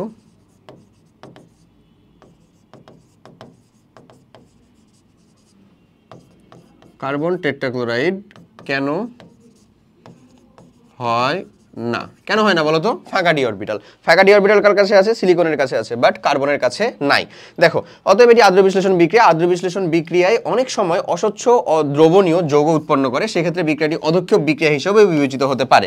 যেমন হচ্ছে এই যে এই বিক্রিয়া, অ্যালুমিনিয়াম ক্লোরাইড আমরা যদি পানির সাথে বিক্রিয়া করাই, অ্যালুমিনিয়াম হাইড্রোক্সাইড উৎপন্ন করবে এবং HCl উৎপন্ন করতেছে। এই যে অ্যালুমিনিয়াম হাইড্রোক্সাইড, এটা কিন্তু সলিড এবং সলিডটা আসলে অধক্ষেপ পড়ে, অধক্ষেপ পড়ে এই সলিডের। এখানেও দেখো তো ভাইয়া, পানিটা ভাঙছে না, H+ আর হাইড্রোক্সিল মাইনাস। আর্দ্র বিশ্লেষণ মাথায় রাখবা, বিক্রিয়া হচ্ছে পানি দিয়ে দুইটা, পানি বিশ্লেষণ বা আর্দ্র বিশ্লেষণ, পানি যোজন। ঠিক আছে, পানি বিশ্লেষণ বা আর্দ্র বিশ্লেষণ যে বিক্রিয়া, সেটার কথা তো বললামই। সেটা কেমন হবে? যে পানিটা ভাঙবে, বিশ্লেষণ মানেই তো বুঝছি, বা হাইড্রোলাইসিস, লাইসিস রিঅ্যাকশনের ভিতরে লাইসিস আসে শব্দটা। লাইসিস মিন্স ভাঙা, কোনো একটা প্রসেস হওয়া। ঠিক আছে, তা আর্দ্র বিশ্লেষণ, বিশ্লেষণ মানে কি? কোনো কিছু না ভাঙলে তো বিক্রিয়া হবে না, বা বিশ্লেষিত হওয়া তো বুঝাচ্ছে না, তাহলে ভেঙে বিক্রিয়া করবে, তাহলে সেটা হবে হচ্ছে আমাদের কি? আর্দ্র বিশ্লেষণ বিক্রিয়া। আর যেটা পানি যোজন বিক্রিয়ার কথা বলবো, হ্যাঁ, ওই বিক্রিয়াতে দেখবা হাইড্রেশন রিঅ্যাকশন যেটা বলবো, সেখানে দেখবা যে পানি ভাঙতেছে না। চলো আমি যাচ্ছি ওখানে, তাহলেই দেখাচ্ছি তোমাকে, বুঝাচ্ছি। ক্লিয়ার হয়েছে এই জিনিসটা? এই কথাটাই এখানে বুঝাচ্ছে। ওকে, অ্যালুমিনিয়াম ক্লোরাইড এবং এই যে আমাদের হচ্ছে যে পানি, ওকে, দিয়ে বিক্রিয়া করে অ্যালুমিনিয়াম হাইড্রোক্সাইড এবং HCl। অনেক সময় এটা অস্বচ্ছ একটা দ্রবণ তৈরি যদি করে, তাহলে সেটাকে আমরা বলতে পারি আসলে কি? সেটাকে আমরা বলতে পারি অস্বচ্ছ একটা দ্রবণ তৈরি করলে সেটা আমাদের একটা অধক্ষেপ বিক্রিয়ার মতন আকারেও অনুভূত হচ্ছে, মানে হচ্ছে কি আসছে, অধক্ষেপ বিক্রিয়ার মধ্যেও আর কি আসতেছে, বা অধক্ষেপ বিক্রিয়া হিসেবেও বিবেচনা করা যেতে পারে। ওকে, এটার কথা এখানে বলতেছে। এই যে দেখো, পানিতে অদ্রবণীয়। ওকে, সো আশা করি তাহলে আমাদের এই বিক্রিয়াটা বোঝা গেছে, যে আমাদের যেটা কি বলতেছিলাম, আমাদের পানি মানে পানি আমাদের বিশ্লেষণ যেটা, বা আর্দ্র বিশ্লেষণ যেটা, অথবা বলতে পারি আমরা হাইড্রোলাইসিস যেটা, সেটা। আর আরেকটা এরই সাথে যেটা নিয়ে হচ্ছে যে সব থেকে বেশি সংঘর্ষ হয়, যেটার কথা বললাম, পানি যোজন বিক্রিয়া, বা আমরা বলতে পারি সেটার নাম হচ্ছে হাইড্রেশন রিঅ্যাকশন। হাইড্রেশন রিঅ্যাকশন, পানি যোজন বা হাইড্রেশন রিঅ্যাকশন। একটা হচ্ছে বিশ্লেষণ, ওটার কথাই তো বললামই, সুন্দর মতন মাথায় রাখবা। বিশ্লেষণ মানে কেউ কি? ভাঙবে। কি ভাঙবে বলো তো ভাইয়া? পানি ভাঙবে, H2O, এটা হচ্ছে কি? ভাঙবে। এটা ভেঙে কি তৈরি হবে? H+ আর হাইড্রোক্সিল মাইনাস, এবং ওরা আলাদা বিক্রিয়া করবে, আলাদা বিক্রিয়া করবে, বিক্রিয়া করে। বুঝছো কিনা? ওকে, এরপরে যদি আমি যাই, সেটা হচ্ছে পানি যোজন যেটা। পানি যোজন মানে কি? সাধারণত ভাঙে না, হ্যাঁ, ফার্স্ট অফ অল এটা হচ্ছে ভাঙে না, সুন্দর মতন যুক্ত হয়ে যায়, শুধু যুক্ত হবে শুধু। বুঝছো? শুধু কি হবে? পানিটা যুক্ত হয়ে যাবে। এবং ওই পানিটা যুক্ত হওয়া যে পানি, সেটাকে আসলে গঠন পানি বলা হয় বা কেলাস পানি বলা হয়। সেটা ডিটেলসে আমি যাচ্ছি, বা সেটা ডিটেলস আমি বুঝাচ্ছি, সমস্যা নাই, ইনশাল্লাহ বুঝতে পারবা, কোনো প্যারা হবে না। সো তুমি কি কনসেপ্টটা বুঝতে পারছো বা ধরতে পারছো আমি তোমাকে কোন জিনিসের কথা বলতেছি? আশা করি বুঝতে পারছো। সো এই যে এটাই হচ্ছে আমাদের সেই পানি যোজন বিক্রিয়ার কথা। ওকে, আচ্ছা। সো এই যে পানি যোজন বিক্রিয়া এবং পানি বিশ্লেষণ বিক্রিয়া দুইটা অবশ্যই দুইটা ডিফারেন্ট, এবং টোটাল তার নামের ভিতরে এই ডিফারেন্সটা কিন্তু আছে। ওকে, তো পার্থক্য তো আমরা বুঝতে পারছি যে পার্থক্য দুইটা কীরকম। এখন এখানে যে বিক্রিয়াটা ঘটতেছে, যে দেখো আমি যেমন হচ্ছে যে মানে আমাকে তো এর আগের বিক্রিয়াটা যেমন দেখানো হলো, সিলিকন টেট্রাক্লোরাইডের সাথে পানি বিক্রিয়া করলাম, সিলিকন হাইড্রোক্সাইড তৈরি করলো এবং আমাদের HCl তৈরি করলো, বা অ্যালুমিনিয়াম ক্লোরাইডের সাথে বিক্রিয়া করলাম পানি, অ্যালুমিনিয়াম হাইড্রোক্সাইড তৈরি করলো এবং HCl তৈরি করলো। এখানে বিক্রিয়াটা কেমন হচ্ছে? এখানে যেমন ধরে নাও কপার সালফেট এর সাথে আমি যখন পানি বিক্রিয়া করতেছি, তখন কপার সালফেটের সাথে 5 অণু পানি যুক্ত হয়ে যাচ্ছে। এই 5 অণু পানিকে আসলে আমরা কিভাবে যুক্ত হয়ে যাচ্ছে, কেমনে যুক্ত হচ্ছে, এটাকে বলা হয় হচ্ছে গঠন পানি। গঠন পানি, এটার কথা যদি তোমাকে আমি একটু পড়ে বুঝাই তাহলে তুমি আরো ভালো মতন বুঝতে পারবা। দেখো আমি বলতেছি, অনেক সময় দেখা যায় আয়নিক যৌগগুলো কেলাস বা স্ফটিক গঠনের জন্য এক বা একাধিক পানি অণুর সাথে যুক্ত হয়। কি গঠন করার জন্য? কেলাস গঠন করার জন্য। কেলাস আমি কি বলছিলাম? কোনো একটা যৌগ, কেলাস বা স্ফটিক বলছিলাম কোনো একটা যৌগের সর্বনিম্ন আণবিক যে অবস্থাটা, সেটা যার একটা নির্দিষ্ট আসলে আকার আছে, সেই কেলাস বা ওই যে আমাদের স্ফটিক সেটা গঠন করার জন্যই তো একটা ল্যাটিস শক্তি বের হয়ে যায়, বলছিলাম না? তো ঠিক সেরকমই এই যে আমাদের পেন্টাহাইড্রেট কপার সালফেট, বা সেটাকে বলা হয় শোধক কপার সালফেট, হ্যাঁ কপার সালফেট, বা এটার অপর নাম হচ্ছে ভাই আসলে ব্লু ভিট্রিয়ল। ব্লু ভিট্রিয়ল, এটার অপর নাম হচ্ছে আমাদের তুতে, বা আমরা যেটাকে নীল হিসাবে ইউজ করি সেটাই হচ্ছে আসলে এইটা, বুঝছো? তো এই যে এটা তৈরি করতেছে বা এটা গঠন করতেছে। আচ্ছা, এখানে বলতেছে যে এক বা একাধিক পানির অণুর সাথে যুক্ত হয়, এই ধরনের পানিকে পানি মানে বিক্রিয়াকে পানি যোজন বিক্রিয়া বলে। যৌগগুলোর সাথে যে কয়টা পানির অণু যুক্ত হতে পারে তাদেরকে কেলাস পানি বলা হয়। কেলাস পানি বা এই যে কেলাস পানি, আচ্ছা সরি, গঠন পানির কনসেপ্টটা আর একটু ভিন্ন, আমি যাচ্ছি, যেহেতু শিখতেছো না ভালো মতনই শিখো, দুঃখিত ভাইয়া। কেলাস পানি বলে, গঠন পানি কাকে বলে আমি বলতেছি, থাম। কেলাস পানি বলে। আচ্ছা, সো যে কয়টি পানি যুক্ত হয়, যেমন কপার সালফেটের সাথে 5টা, কারোর সাথে 5টা, কারোর সাথে 7টা। তুমি এটা কেমনে জানবা 5টা না 7টা? এটা সম্পূর্ণ তোমাকে, এটা আসলে পরীক্ষালব্ধ একটা ফলাফল, এবং আমি তোমাকে এই স্ট্রাকচারটা যদি দেখাই তাহলে তখন তুমি হয়তো বা বুঝতে পারবা। আচ্ছা, যুক্ত হয়ে পেন্টাহাইড্রেট কপার সালফেট তৈরি করতেছে। ঠিক এরকম ভাবে আরো যারা আছে তাদেরকে দেখে নাও। এই যে এখানে দেখো জিঙ্ক সালফেট, জিঙ্ক সালফেটের সাথে কত অণু যুক্ত হয়? 7 অণু। এটার নামটা কি? এই যে এটার নামটা জিঙ্ক সালফেটটাকে বলা হয় আবার হোয়াইট ভিট্রিয়ল। ক্যালসিয়াম ক্লোরাইডের সাথে দেখো কয় অণু যুক্ত হচ্ছে? 6 অণু। তারপরে আবার ম্যাগনেসিয়াম ক্লোরাইডের সাথে দেখো 7 অণু, এটাকে বলা হয় হচ্ছে ভাই আমাদের ইপসম লবণ। ইপসম লবণ এক্সট্রা নাম কিন্তু, হ্যাঁ। তারপরে হচ্ছে ফেরাস সালফেটের সাথে, এটাকে বলা হয় হচ্ছে আসলে সবুজ ভিট্রিয়ল বা গ্রিন ভিট্রিয়ল, সবুজ ভিট্রিয়ল। আর এই যে যেটা, সেটা হচ্ছে আমাদের হোয়াইট ভিট্রিয়ল। হোয়াইট ভিট্রিয়ল, এগুলো কিন্তু নাম, হ্যাঁ, এই নামগুলো কিন্তু মাথায় রেখো। সো এই প্রত্যেকটা বিক্রিয়াতেই দেখো ভাই আসলে এই পানিগুলা কি, এখানে পানি কি ভেঙে বিক্রিয়া করতেছে? পানির কি বিশ্লেষণ হচ্ছে? না। তার মানে বিশ্লেষণ যেহেতু হচ্ছে না, তার মানে আর্দ্র বিশ্লেষণ বা আমাদের পানি বিশ্লেষণ বিক্রিয়া অবশ্যই না। তাহলে চোখ বন্ধ করে এটা কি বিক্রিয়া? পানি যোজন বিক্রিয়া, সিম্পল। তাহলে আমরা এটা ডিফারেন্সটা বুঝতে পারছি, আর্দ্র বিশ্লেষণ কখন হচ্ছে আর আমাদের কখন এটা হচ্ছে যে বিক্রিয়া হচ্ছে, কখন এটা আর্দ্র বিশ্লেষণ বা পানি বিশ্লেষণ বিক্রিয়া হচ্ছে বা হাইড্রোলাইসিস বিক্রিয়া হচ্ছে, এবং কখন এটা আমাদের আসলে আমাদের পানি যোজন বিক্রিয়া বা হাইড্রেশন বিক্রিয়া হচ্ছে। বুঝা কি গেছে? আশা করি বুঝতে পারছো, বোঝা উচিত এতক্ষণে। ওকে, সো এই যে পানি যোজন বিক্রিয়ার কথাটা তাহলে এতক্ষণে বুঝছো। জিনিসটা হচ্ছে যে কিছু আয়নিক যৌগ আমাদের পানির সাথে বিক্রিয়া করে তাদের গঠন বা তাদের হচ্ছে যে স্ট্রাকচার ফিল আপ করার জন্য এক বা একাধিক পানির অণুর সাথে ডিরেক্টলি যুক্ত হয়। এই ধরনের পানিকে মানে বিক্রিয়াকে পানি যোজন বিক্রিয়া বলে, এবং এই ধরনের পানিকে আসলে কেলাস পানি বলা হয়। যেমন কপার সালফেটটা যেহেতু আমি করছি এখানে, তাই কপার সালফেটটা চলো আমি দেখাই দিই এখানে তোমাকে। হ্যাঁ, কপার সালফেটের কাহিনীটা দেখো। কপার সালফেট এটা কিন্তু তোমার দরকার না, ভালো মতন বুঝো, তোমাকে খালি হচ্ছে বুঝতে পারলেই হয়েছে যে কোনটা আমার কোন বিক্রিয়া। এত ডিপ ইন ডিটেলসে কিন্তু তোমার প্রয়োজন নাই, বাট আসলে এটা কিভাবে তৈরি হচ্ছে অন্তত একটা ধারণা রাখো, তাহলে তুমি বাকিগুলো অন্তত জানতে পারবা। কপার সালফেট ইনটু আসলে 5 অণু পানি। এই 5 অণু পানির ভিতরে 5 অণু পানিটাকে আমি বলতেছি তোমার কেলাস পানি। কি পানি বলো? কেলাস পানি। এটা আসলে আসে কিভাবে এই যৌগের সাথে? আচ্ছা, খুবই গুরুত্বপূর্ণ কোয়েশ্চেন। তুমি যখন পরবর্তী ক্লাসে 11-12 কেমিস্ট্রি পড়বা, তখন ফার্স্ট পেপার কেমিস্ট্রি মানে রসায়ন প্রথম পত্রে 3 নম্বর চ্যাপ্টার মৌলের পর্যায়বৃত্ত ধর্ম এবং রাসায়নিক বন্ধন নামে একটা অধ্যায় আছে। ওই অধ্যায়ের ভিতরে জটিল যৌগের একটা কনসেপ্ট পাবা। জটিল যৌগ, জটিল যৌগের সময় সন্নিবেশ সমযোজী বন্ধন আছে। আমি যখন তোমাকে রাসায়নিক বন্ধন অধ্যায়টা পড়াইছিলাম তখন এখানে অবশ্যই সন্নিবেশ সমযোজী বন্ধনের কথাটা টানছিলাম। যেমন হচ্ছে আমাদের এই যে অ্যামোনিয়াম যে যৌগ এখানে, তারপরে হচ্ছে আমাদের হাইড্রোনিয়াম যে আয়ন, এই যে হাইড্রোনিয়াম, এই আয়নগুলোতে সন্নিবেশ সমযোজী বন্ধন আছে একটা, আছে না? আছে। এই সন্নিবেশ সমযোজী বন্ধনের মাধ্যমে আসলে এই পানির কপারের সাথে পানির অণুটা যুক্ত থাকে। দেখে নাও, দেখে নাও ভালো মতন কি হয় আসলে। হয় আসলে এরকম, কপার 2+ যে আয়ন এর এর মানে আমাদের যে সেটা হচ্ছে 6টা, কি এর গৌণ যোজনী বা আমাদের সন্নিবেশ সংখ্যা 6টা। এগুলো কিন্তু তুমি এখনো জানো না সঠিক মতন, তোমার এত বেশি দরকারও নাই। জাস্ট আমি যেটা বলতেছি সেটা সুন্দর মতন শিখো এবং বুঝো। এই যে একজোড়া ইলেকট্রন, এই যে একজোড়া ইলেকট্রন,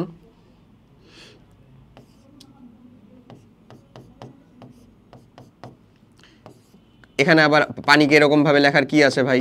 আছে, আছে বলেই লিখতেছি, আমি বুঝাইতেছি। দেখো এই যে একজোড়া ইলেকট্রন, এই যে একজোড়া ইলেকট্রন, এই ইলেকট্রনগুলা, এই যে একজোড়া ইলেকট্রন, এটা কপারকে কি সন্নিবেশ সমযোজী বন্ধনের মাধ্যমে দেয়। কোন বন্ধনের মাধ্যমে ভাইয়া? সন্নিবেশ বন্ধনের মাধ্যমে দেয়। এই যে তীর চিহ্ন দিয়ে যে বন্ধনটা দেখাচ্ছি, মানে এক জোড়া করে ইলেকট্রন ও একাই দেয়। ঠিক আছে, এবার দেখো কাহিনীটা এখানে কি ঘটে। আমাদের যে সালফার বাবাজি আছে, এই সালফারের যোজনী কত বলো তো? 6। অক্সিজেন আছে কয়টা এখানে? 4টা। এই আসলে একটু মাইনাস হয়ে থাকে, এই আসলে একটু মাইনাস হয়ে থাকে। এর ভিতরে যে বন্ধনটা থাকে সেটা হচ্ছে হাইড্রোজেন বন্ধন। এই দাঁড়াও দাঁড়াও দাঁড়াও, এর ভিতরে যে বন্ধনটা থাকে সেটা হচ্ছে আমাদের হাইড্রোজেন বন্ধন।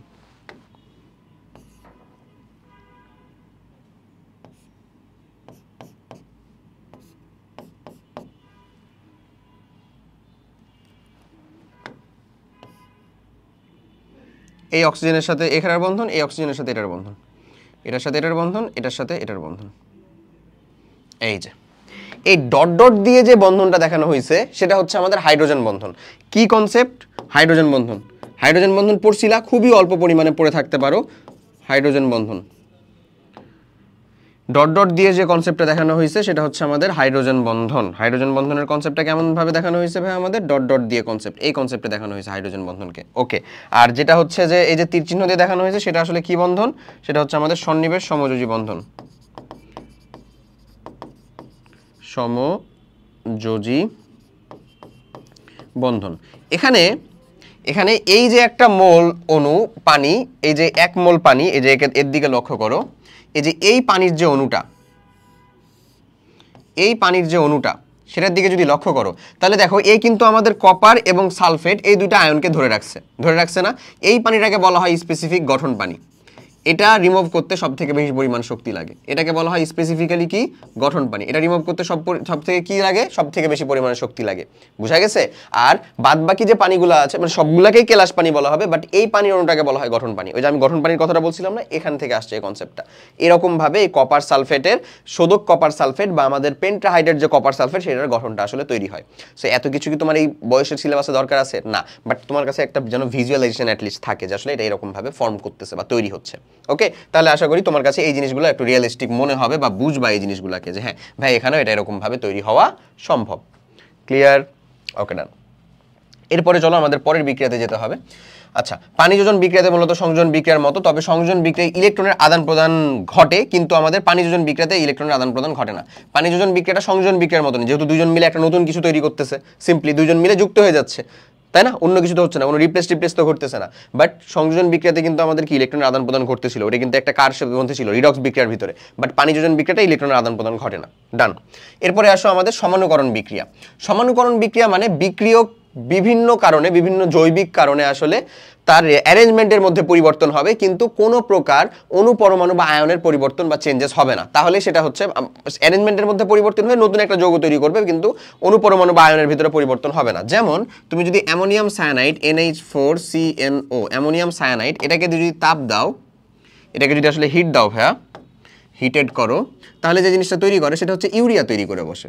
C double bond O H2N NH2, এটা এর আসলে কার সংকেত বলো তো? ইউরিয়া।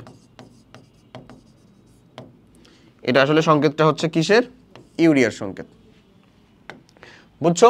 এটা কি ছিল? Ammonium cyanide. এটাকে তাপ দিয়ে এই জিনিসটা তৈরি করলা। দেখো কার্বন নাইট্রোজেন হাইড্রোজেনের সংখ্যা সমান না? কার্বন নাইট্রোজেন হাইড্রোজেনের সংখ্যা কিন্তু ঠিকই সমান। এই জিনিসটাকে তুমি এমনও লিখতে পারো NH2CO, এটাও কিন্তু ইউরিয়ারই সংকেত। ক্লিয়ার? ওকে, দেখো যদি দুইটি যৌগের আণবিক সংকেত একই হয়ে থাকে কিন্তু গাঠনিক সংকেত ভিন্ন হয় তবে তাদেরকে পরস্পরের সমাণু বলা হয়। এই সমাণু সংকেতটা মানে সংজ্ঞাটা আসলে শতভাগ ঠিক না, বাট তোমার এই বয়সের জন্য এতটুকু শিখলেই হবে যে এটাকেই বলা হয় সমাণু। একটি সমাণু থেকে অপর একটি সমাণু তৈরির প্রক্রিয়াকে সমাণুকরণ বিক্রিয়া বলে। যেমন অ্যামোনিয়াম সায়ানাইড এর আণবিক সংকেত দ্বারা ভিন্ন গাঠনিক সংকেত বিশিষ্ট দুটি যৌগকে প্রস্তুত করা যায়, একটা হচ্ছে অ্যামোনিয়াম সায়ানাইড এবং আরেকটা হচ্ছে আমাদের ইউরিয়া। ওকে, এরা পরস্পরের সমাণু। অ্যামোনিয়াম সায়ানাইডকে তাপ দিলে ইউরিয়াতে পরিণত হয় এবং এটাই ছিল আমাদের জৈব রসায়নের প্রথম ভুল বিক্রিয়া। ভুল বিক্রিয়া বলতে অনিচ্ছাকৃতভাবে তৈরি মানে বিক্রিয়াটা করা হয়েছিল।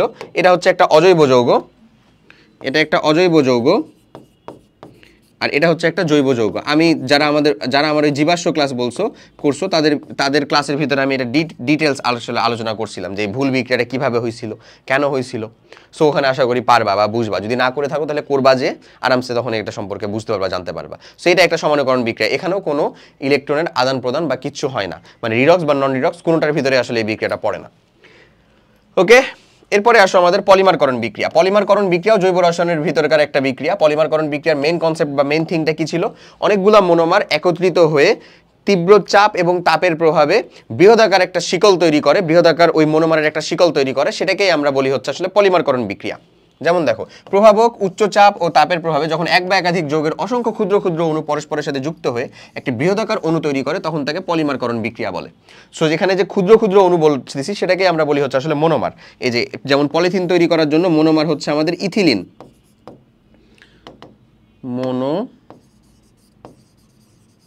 মনোমার হচ্ছে আমাদের ইথিলিন, আর পলিথিনটা হচ্ছে আমাদের পলিমার। পলিথিনটা হচ্ছে আমাদের পলিমার। ওকে, দেখো এখানে কি বলতেছে, এক্ষেত্রে বৃহদাকার অণুটিকে পলিমার অণু এবং ক্ষুদ্র অণুটিকে মনোমার অণু বলা হয়। যে বিক্রিয়ায় অসংখ্য মনোমার থাকে, অসংখ্য মনোমার থেকে পলিমার উৎপন্ন হয় তাকে পলিমারকরণ বিক্রিয়া বলে। মানে এই যে ক্ষুদ্র ক্ষুদ্র অণু যুক্ত হয়ে বৃহৎ একটা চেইন বা শিকল চেইন তৈরি করতেছে, এই যে এই বিক্রিয়াটা ঘটতেছে, এই বিক্রিয়াটাকে বলা হচ্ছে পলিমারকরণ বিক্রিয়া। ওকে, যেমন 1200 অ্যাটমসফিয়ার চাপ এবং 200 ডিগ্রি সেলসিয়াস তাপমাত্রায় অক্সিজেন প্রভাবকের উপস্থিতিতে ইথিলিনের অসংখ্য ক্ষুদ্র ক্ষুদ্র অণু যুক্ত হয়ে বৃহৎ অণু পলিথিন তৈরি করে। এই বিক্রিয়া হচ্ছে ইথিলিনের পলিমারকরণ বিক্রিয়া। ইথিলিন মনোমার এবং পলিথিন হচ্ছে পলিমার অণু। ওকে, এইরকম পলিমারকরণ বিক্রিয়া আসলে দুই ধরনের হয়, এটাও আগেও দেখানো হয়েছে, তোমাদেরকে দেখাইছিলাম যে পলিমারকরণ বিক্রিয়াটা একটা হচ্ছে আমাদের সংযোজন পলিমার হয়, একটা হচ্ছে আমাদের ঘনীভবন পলিমার হয়। এটা ওই ক্লাসে দেখানো হয়েছে, অর্থাৎ আমাদের যে 11 নম্বর চ্যাপ্টার জীবাশ্ম সেখানে। সো এইটাও এক ধরনের বিক্রিয়া, যে বিক্রিয়াটাকেও তুমি আসলে আলোচনা করতেছো, যেটা রাসায়নিক বিক্রিয়া অবশ্যই, কিন্তু রিডক্স বা নন রিডক্স এর মধ্যে আসে না। ওকে, তাহলে আশা করি এটার পার্থক্য মানে এটারও তুমি বুঝতে পারছো যে এটাও এক ধরনের বিক্রিয়া কাইন্ড অফ। ওকে, ডান। এরপরে আমরা চলে যাব আমাদের বাস্তব ক্ষেত্রে কিছু সংগঠিত বিক্রিয়া। ঠিক আছে, এই বাস্তব ক্ষেত্রের কিছু সংগঠিত বিক্রিয়া থেকে আমাদের আসলে কোশ্চিন আসে কোথায় বলো তো ভাইয়া? খ নাম্বারগুলোতে এই ধরনের কোশ্চিনগুলো আসে। চলো আমরা একটু দেখে ফেলি। প্রথমে যেটা সেটা যদি দেখি তাহলে আমরা দেখব হচ্ছে লোহায় মরিচা পড়া, খুবই খুবই কমন পরীক্ষা। লোহায় মরিচা পড়ার কাহিনীটা হচ্ছে ফেরামের সাথে অক্সিজেন বিক্রিয়া করাবা তুমি এখানে হচ্ছে যে একবারে করাতে পারো, তুমি চাইলে এটাকে অক্সিজেন আবার বলি, বাতাসের উপস্থিতিতে, অর্থাৎ এই বিক্রিয়াটাকে করাবা হচ্ছে এরকমভাবে যে আসলে পানির বিক্রিয়া করাবা, ফেরামের সাথে পানির বিক্রিয়া H2O, কিসের উপস্থিতিতে বলো তো? বাতাসের অক্সিজেনের উপস্থিতিতে যখন এই বিক্রিয়াটা করবে তখন আসলে ঘটবে Fe2O3.NH2O, n সংখ্যক পানি ওখানে যোগ হবে এবং Fe2O3 নামক একটা ভঙ্গুর বাদামি কালার যৌগ তৈরি হবে। এটা হচ্ছে একটা ভঙ্গুর। এটা কিভাবে তৈরি হয় ভাই? বাতাসের সংস্পর্শে তুমি রেখে দাও কিছুদিন লোহাকে, আরামসে এটাই তৈরি হয়ে যাবে, ভঙ্গুর বাদামি যৌগ, যেটা আসলে মোটেও লোহা না এবং এটা হচ্ছে আমাদের লোহার ক্ষয় করে আসলে। ঠিক আছে, এখানে বলতেছে দেখো বিভিন্ন যন্ত্রপাতি, ছুরি, কাঁচি, দা, বটি যাই ব্যবহার করি না কেন, সেটা বাতাসে মুক্ত অবস্থায় রেখে দিলে এদের পৃষ্ঠে মরিচা পড়ে। এখানে আয়রন বাতাসের অক্সিজেন এবং জলীয় বাষ্পের সাথে বিক্রিয়া করে আর্দ্র ফেরিক অক্সাইড বা মরিচা তৈরি করে, আর্দ্র বা জলীয় ফেরিক অক্সাইড, সেটাই হচ্ছে কিন্তু আসলে মরিচার সংকেত। Fe2, এই টোটালটা হচ্ছে আমাদের, এই যে এই টোটালটাই হচ্ছে আমাদের মরিচার সংকেত। ওকে, আচ্ছা, এতে ধাতুর পৃষ্ঠতল ক্ষয় হয়। মরিচা ঝাঁঝরা জাতীয় পদার্থ হওয়ায় এর ভিতর দিয়ে বাতাসের অক্সিজেন এবং জলীয় বাষ্প ঢুকে লোহার পৃষ্ঠকে ক্রমাগত ক্ষয় করতে থাকে এবং এটা ধীরে ধীরে, মানে যেহেতু ঝাঁঝরা একটা মানে ফ্লাপি একটা যৌগ, তাই ভিতরে ধীরে ধীরে এটা ক্ষয় হতেই থাকবে। এটা কিন্তু আস্তরণ কোনো না যে ভেতরে হচ্ছে আর অন্য কিছু যেতে পারছে না। আস্তরণ হয়ে গেলে ওই উপরের অংশটাই ক্ষয় হয়ে থেকে যেত, আর ভেতরে যেত না। বাট মরিচা হচ্ছে যেহেতু একটা ঝাঁঝরা যৌগ, তাই এটা ভিতরে আসলে পানি এবং অক্সিজেন যুক্ত হয়ে এটা ক্রমশ ক্ষয় হতেই থাকবে। এভাবে লোহায় তৈরি পুরো জিনিসটাই একসময় নষ্ট হয়ে যাবে। বুঝছো? সো এখানে আসলে যে বিক্রিয়াটা দেয় দেখো, এখানে দেখা হয়েছে ফেরাম অক্সিজেনের সাথে বিক্রিয়া এবং পানির সাথে বিক্রিয়া করে প্রথমে ফেরিক হাইড্রোক্সাইড তৈরি করতেছে। এই ফেরিক হাইড্রোক্সাইড পরবর্তীতে পরিবর্তিত হয়ে মরিচা তৈরি করতেছে। সো তুমি এটা 2 স্টেপেও দেখাতে পারো, অথবা আমি যে এক স্টেপ দেখাইছি এই এক স্টেপের মাধ্যমে দেখাতে পারো, টোটালি তোমার ইচ্ছা। সো মরিচা পড়ার প্রসেসটা আশা করি আমরা বুঝছি। এটাতে কি লাগবে, আমার লোহাকে উন্মুক্ত অবস্থায় রাখতে হবে, লোহার সাথে বাতাসের পানি এবং অক্সিজেনের সাথে সংস্পর্শ হইলেই হবে। কতক্ষণের ভিতরে পড়বে, এটা কি খুব দ্রুত? হ্যাঁ, একদিন 24 ঘন্টা রেখে দাও, দেখবা যে হচ্ছে যে মরিচা পড়া শুরু হয়েছে। যত তুমি সময় বাড়াতে থাকবা, যত ওখানে আর্দ্র হবে ওয়েদারটা, যত হচ্ছে যে পানির পরিমাণ বেশি হবে, যত হচ্ছে তোমার অক্সিজেন ভালো সরবরাহ থাকবে, তত দ্রুত বিক্রিয়া ঘটবে। ওকে, আচ্ছা, মরিচায় পানির অনুসংখ্যা নির্দিষ্ট নয়, সুতরাং পানির রাসায়নিক যেটা আমার মরিচার রাসায়নিক সংকেত সেটা হচ্ছে আমরা এই NH2O দিব। এন এর মানটা হচ্ছে আসলে কত, 1 2 3 ইত্যাদি, যে কোনো একটা পূর্ণ সংখ্যা হতে পারে। ওকে, বুঝছো আশা করি। এরপরে আসো তামা এবং অ্যালুমিনিয়ামের ক্ষয়। তামা এবং অ্যালুমিনিয়ামের ক্ষয়রোধ এখানে বলতেছে, বাট আসলে এটা না চাইতেই ক্ষয়রোধ হয়ে যায়। কেমন জানো? তামা বা অ্যালুমিনিয়াম, যেটা কপার বা হচ্ছে যে অ্যালুমিনিয়ামের যে কাহিনীটা, সেটা হচ্ছে কপারের সাথে যখন মুক্ত অবস্থায় বাতাসে রেখে দাও, তখন কপার আর অ্যালুমিনিয়ামের দ্রব্যাদির উপরে কপার অক্সাইড, এই যে দেখো কপার অক্সাইড এবং অ্যালুমিনিয়ামের উপরে অ্যালুমিনিয়াম অক্সাইড নামক একটা আস্তরণ পড়ে। এটার উপরে কপার অক্সাইড পড়ে, এটার উপরে অ্যালুমিনিয়াম অক্সাইড পড়ে। কার সাথে বিক্রিয়া করে আসলে বলো তো? ওই যে অক্সিজেন এবং পানির সাথে। লোহা তো আমাদের ভঙ্গুর তৈরি করলো, কিন্তু কপার অক্সাইড আর পানির অক্সাইড, কপার অক্সাইড আর অ্যালুমিনিয়াম অক্সাইড, এই দুইটা হচ্ছে কিন্তু আবার কি একটা আস্তরণ। এগুলো কিন্তু ফুল হচ্ছে ভাই আস্তরণ। আস্তরণ হওয়ার জন্য উপরের অংশটা ক্ষয় হয়ে যাওয়ার পরেও, আস্তরণ হওয়ার জন্য উপরের অংশটা ধরো ক্ষয় হয়ে গেল, যে তার একটা আস্তরণ পড়ে গেল, কিন্তু এটা নিচের দিকে ঢুকতে পারে না, কারণ ওই উপরের অংশটাই পুনরায় বাতাসের পানি এবং বায়ুকে আসলে বাধা দেয় কি ওই নিচের কপার বা অ্যালুমিনিয়াম পর্যন্ত পৌঁছাতে। তাই আমার নিচের যে কপার বা অ্যালুমিনিয়াম সেটা কিন্তু আসলে আলটিমেটলি কি হয়ে যাচ্ছে, টিকে যাচ্ছে। কিন্তু অন দ্য আদার হ্যান্ড যদি চিন্তা করো, মরিচা কিন্তু ফ্লাপি ছিল, তাই মরিচার ভিতর দিয়ে অক্সিজেন আর পানি প্রবেশ করতে পারতো, তাই পুরো লোহাটাই আমার নষ্ট হয়ে যেত আলটিমেটলি। বাট কপার আর অ্যালুমিনিয়ামের খালি উপরের একটা আস্তরণ নষ্ট হয়, উপরের আস্তরণটাকে যদি তুমি সরিয়ে ফেলো, আবার নিচে নতুন একটা আস্তরণ তৈরি হবে, বাট স্টিল তার ভেতরের কপারটুকু তোমার বাঁচবে বা অ্যালুমিনিয়ামটুকু বাঁচবে। এটাই বলতেছে এখানে। দেখো, কপার বা অ্যালুমিনিয়ামের একটি আস্তরণ পড়ে, পরবর্তীতে বাতাসের অক্সিজেন উক্ত আস্তরণ ভেদ করে কপার বা অ্যালুমিনিয়ামের সংস্পর্শে আসতে পারে না, ফলে আর বিক্রিয়া সাধিত হয় না, সুতরাং কপার এবং অ্যালুমিনিয়ামের ক্ষতি সাধিত হয় না। কপার অক্সাইড এবং অ্যালুমিনিয়াম যথাক্রমে কপার এবং অ্যালুমিনিয়ামকে রোধ করে। আচ্ছা, এই কপার অক্সাইড এবং এই অ্যালুমিনিয়াম অক্সাইড, এই কপার অক্সাইড তামার উপরে কিন্তু একটা আস্তরণ পড়ে ভাইয়া, বুঝছো? এই যে কপার বা তামা, এর উপরে যে একটা আস্তরণ পড়ে সেটাকে কিন্তু তাম্রমল বলে, তাম্রমল, বুঝছো ওটার নামটা? এই তাম্রমল পড়ে। তুমি দেখবা যে ওই যে আগেকার বিয়ে টিএড দেখা যেত বিভিন্ন ক্যাটারিং সার্ভিসে, এখনো দেখা যায় যে এখন তো স্টেনলেস স্টিলের ইউজ করতে হয় সবাই, বাট আগের সময় ইউজ করতে এগুলা বড় বড় তামার ডেক ইউজ করতো, যেগুলোতে আসলে অনেক সংখ্যক মানুষজনের একসাথে রান্না বান্না করা হতো, হ্যান ত্যান এগুলা। তো ওইখানে মেইনলি এই জিনিসটাকে বেশি দেখা যেত, যে ওইটা আসলে যদি দীর্ঘদিন ওই পানি আর এয়ার সংস্পর্শে রেখে দেওয়া যেত, পানি আর হচ্ছে যে ওই যে বাতাসের সংস্পর্শে এরকম কোনো শুকনো না অবস্থায় যদি রেখে দেওয়া যেত, তাহলে তার উপরে একটা আস্তরণ পড়ে যেত সাধারণত। হ্যাঁ, ওই আস্তরণ যেটা পড়ে যেত, ওটার আস্তরণটা আসলে পরবর্তী কপারটাকে ক্ষয় হওয়া থেকে রোধ করতো ঠিকই, কিন্তু তোমার আলটিমেটলি উপরের আস্তরণটা ঠিকই ক্ষতি হয়ে গেছে। ওই জিনিসটাই হচ্ছে ওই তাম্রমল, কপার অক্সাইড আর অ্যালুমিনিয়াম অক্সাইড। আচ্ছা, এরপরে দেখো পিঁপড়া বা মৌমাছির কামড়। পিঁপড়া বা মৌমাছির কামড়ে যে অ্যাসিডটা নির্গত হয় সেটা হচ্ছে আমাদের ফর্মিক অ্যাসিড। এটা একটা জৈব অ্যাসিড, বাট জৈব অ্যাসিডগুলোর মধ্যে সব থেকে বেশি কি বলবো আমি, জৈব অ্যাসিডগুলোর মধ্যে সব থেকে বেশি শক্তিশালী অ্যাসিড বলতে পারো তুমি। সো ফর্মিক অ্যাসিড, এজন্য আসলে ওই যে জায়গার ভিতরে ওরা কামড় দেয় সেই জায়গাটা আসলে জ্বালা করে, বুঝছো? এমন দেখো, পিঁপড়া বা মৌমাছি কামড়ালে ক্ষতস্থান জ্বালা বা যন্ত্রণা করে। এই যন্ত্রণা থেকে রেহাই পাওয়ার জন্য আমরা ক্ষতস্থানে চুন লাগাই। এই যে অ্যাসিডটাকে প্রশমিত করতে গেলে তুমি কি লাগাবা? ক্যালসিয়াম কার্বনেট তো চুনা পাথর, ক্যালসিয়াম হাইড্রোক্সাইড, চুন লাগাবা। চুন লাগাও, তাহলে এখানে কি তৈরি হবে? অম্লক্ষার বিক্রিয়া সাধন হবে। চুনটা অবশ্যই অনেক লঘু ঘনমাত্রার হইতে হবে, তাহলে এই বিক্রিয়া সাধন করে কি তৈরি করবে বলো তো? ক্যালসিয়াম ফরমেট,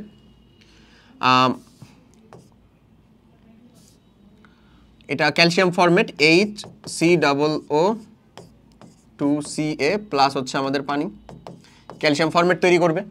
ওকে, এই কারণে এই ক্যালসিয়াম ফরমেট চুন লাগালেই প্রশমিত হয়ে ধরো লবণ পানি তৈরি করলো, তার মানে ওটার যদি আসলে কার্যকারিতা হ্রাস পেয়ে যায় তাহলে কিন্তু তোমরা জ্বালা পোড়া করবে না। ওকে, মৌমাছির হলে এক ধরনের অ্যাসিড থাকে যেটি জ্বালা যন্ত্রণা সৃষ্টি করে, যেটার অ্যাসিডের নামটা কিন্তু বলে দিলাম আমি। এই অ্যাসিডটা কি আসলে? Formic acid. ওকে, ক্ষতস্থানে চুন বা ক্ষারক যোগ করার ফলে অ্যাসিডের সাথে বিক্রিয়া করে সেটি প্রশমিত হয়, ফলে জ্বালা যন্ত্রণা বন্ধ হয়ে যায়।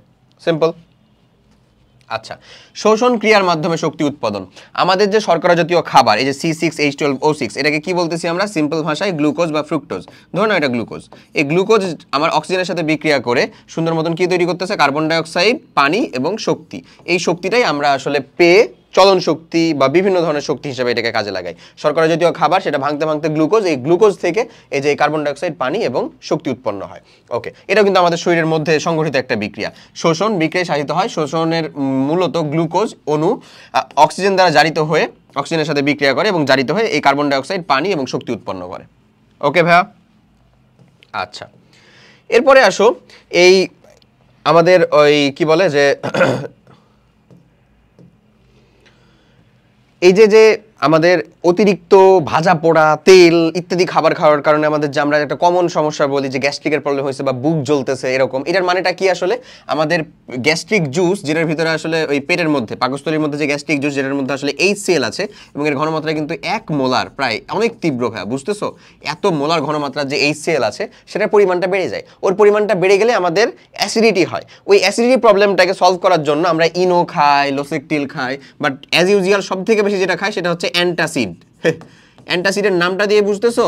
অ্যান্টি অ্যাসিড কাইন্ড অফ এরকম বুঝাচ্ছে। হ্যাঁ, অ্যাসিডের বিপরীতটা অ্যান্টি অ্যাসিড। অ্যান্টি অ্যাসিড হিসেবে কি ইউজ করা হয়? ম্যাগনেসিয়াম বা অ্যালুমিনিয়ামের হাইড্রোক্সাইড। ম্যাগনেসিয়াম বা অ্যালুমিনিয়ামের হাইড্রোক্সাইড, আসলে ম্যাগনেসিয়াম হাইড্রোক্সাইড অথবা অ্যালুমিনিয়ামের হাইড্রোক্সাইড ব্যবহার করা হয়। বুঝছো? তো এই যে ম্যাগনেসিয়াম হাইড্রোক্সাইড ওই অ্যাসিড HCl এর সাথে বিক্রিয়া করলে ওটা তো হচ্ছে আমাদের কি অম্ল, এটা কি আমাদের ক্ষার। এরা দুজন বিক্রিয়া করে কি লবণ পানি তৈরি করবে, তার মানে প্রশমিত হয়ে যাবে, লবণ পানি তৈরি করতেছে। বা অ্যালুমিনিয়ামের সাথে বিক্রিয়া করে অ্যালুমিনিয়াম পানি তৈরি করতেছে। বুঝছো? দেখো, মানুষের শরীরে বিপাক ক্রিয়ার ফলে অনেক সময় পাকস্থলীতে অতিরিক্ত HCl তৈরি হয়। অতিরিক্ত HCl প্রশমিত করার জন্য রোগীকে ডাক্তার অ্যান্টাসিড জাতীয় ওষুধ দেন। অ্যান্টাসিড হচ্ছে ম্যাগনেসিয়াম হাইড্রোক্সাইড ও অ্যালুমিনিয়াম হাইড্রোক্সাইডের মিশ্রণ। এই খাদ্য দুটি অতিরিক্ত HCl কে প্রশমিত করে এবং রোগী অ্যাসিডিটি থেকে মুক্তি পায়। অ্যান্টাসিডের বিক্রিয়াটা এইরূপ, যেটা অলরেডি আমি বললাম। এবং এগুলো তো খুব সহজ বিক্রিয়া, আশা করি পারবা বা মানে একবার পড়লে বা একবার যে আমি বললাম এটা দিয়ে আশা করি মনে থাকার কথা। ওকে, আচ্ছা, এরপরে দেখো জ্বালানি হিসেবে প্রাকৃতিক গ্যাস।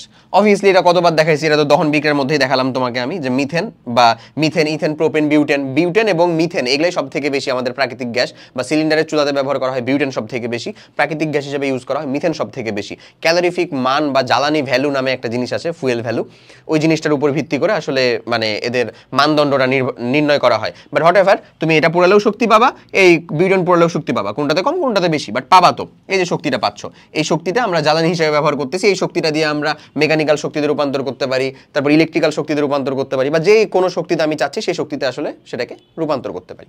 বুঝছো? তাহলে এটা হচ্ছে আমাদের একটা ব্যবহার, কিন্তু প্রাকৃতিক গ্যাস বা জ্বালানি হিসেবে ব্যবহার করা হয়। প্রাকৃতিক গ্যাসের বেশিরভাগই মিথেন। মিথেন গ্যাসকে অক্সিজেনের সাহায্যে পোড়ালে কার্বন ডাইঅক্সাইড, জলীয় বাষ্প এবং তাপ শক্তি উৎপন্ন হয়।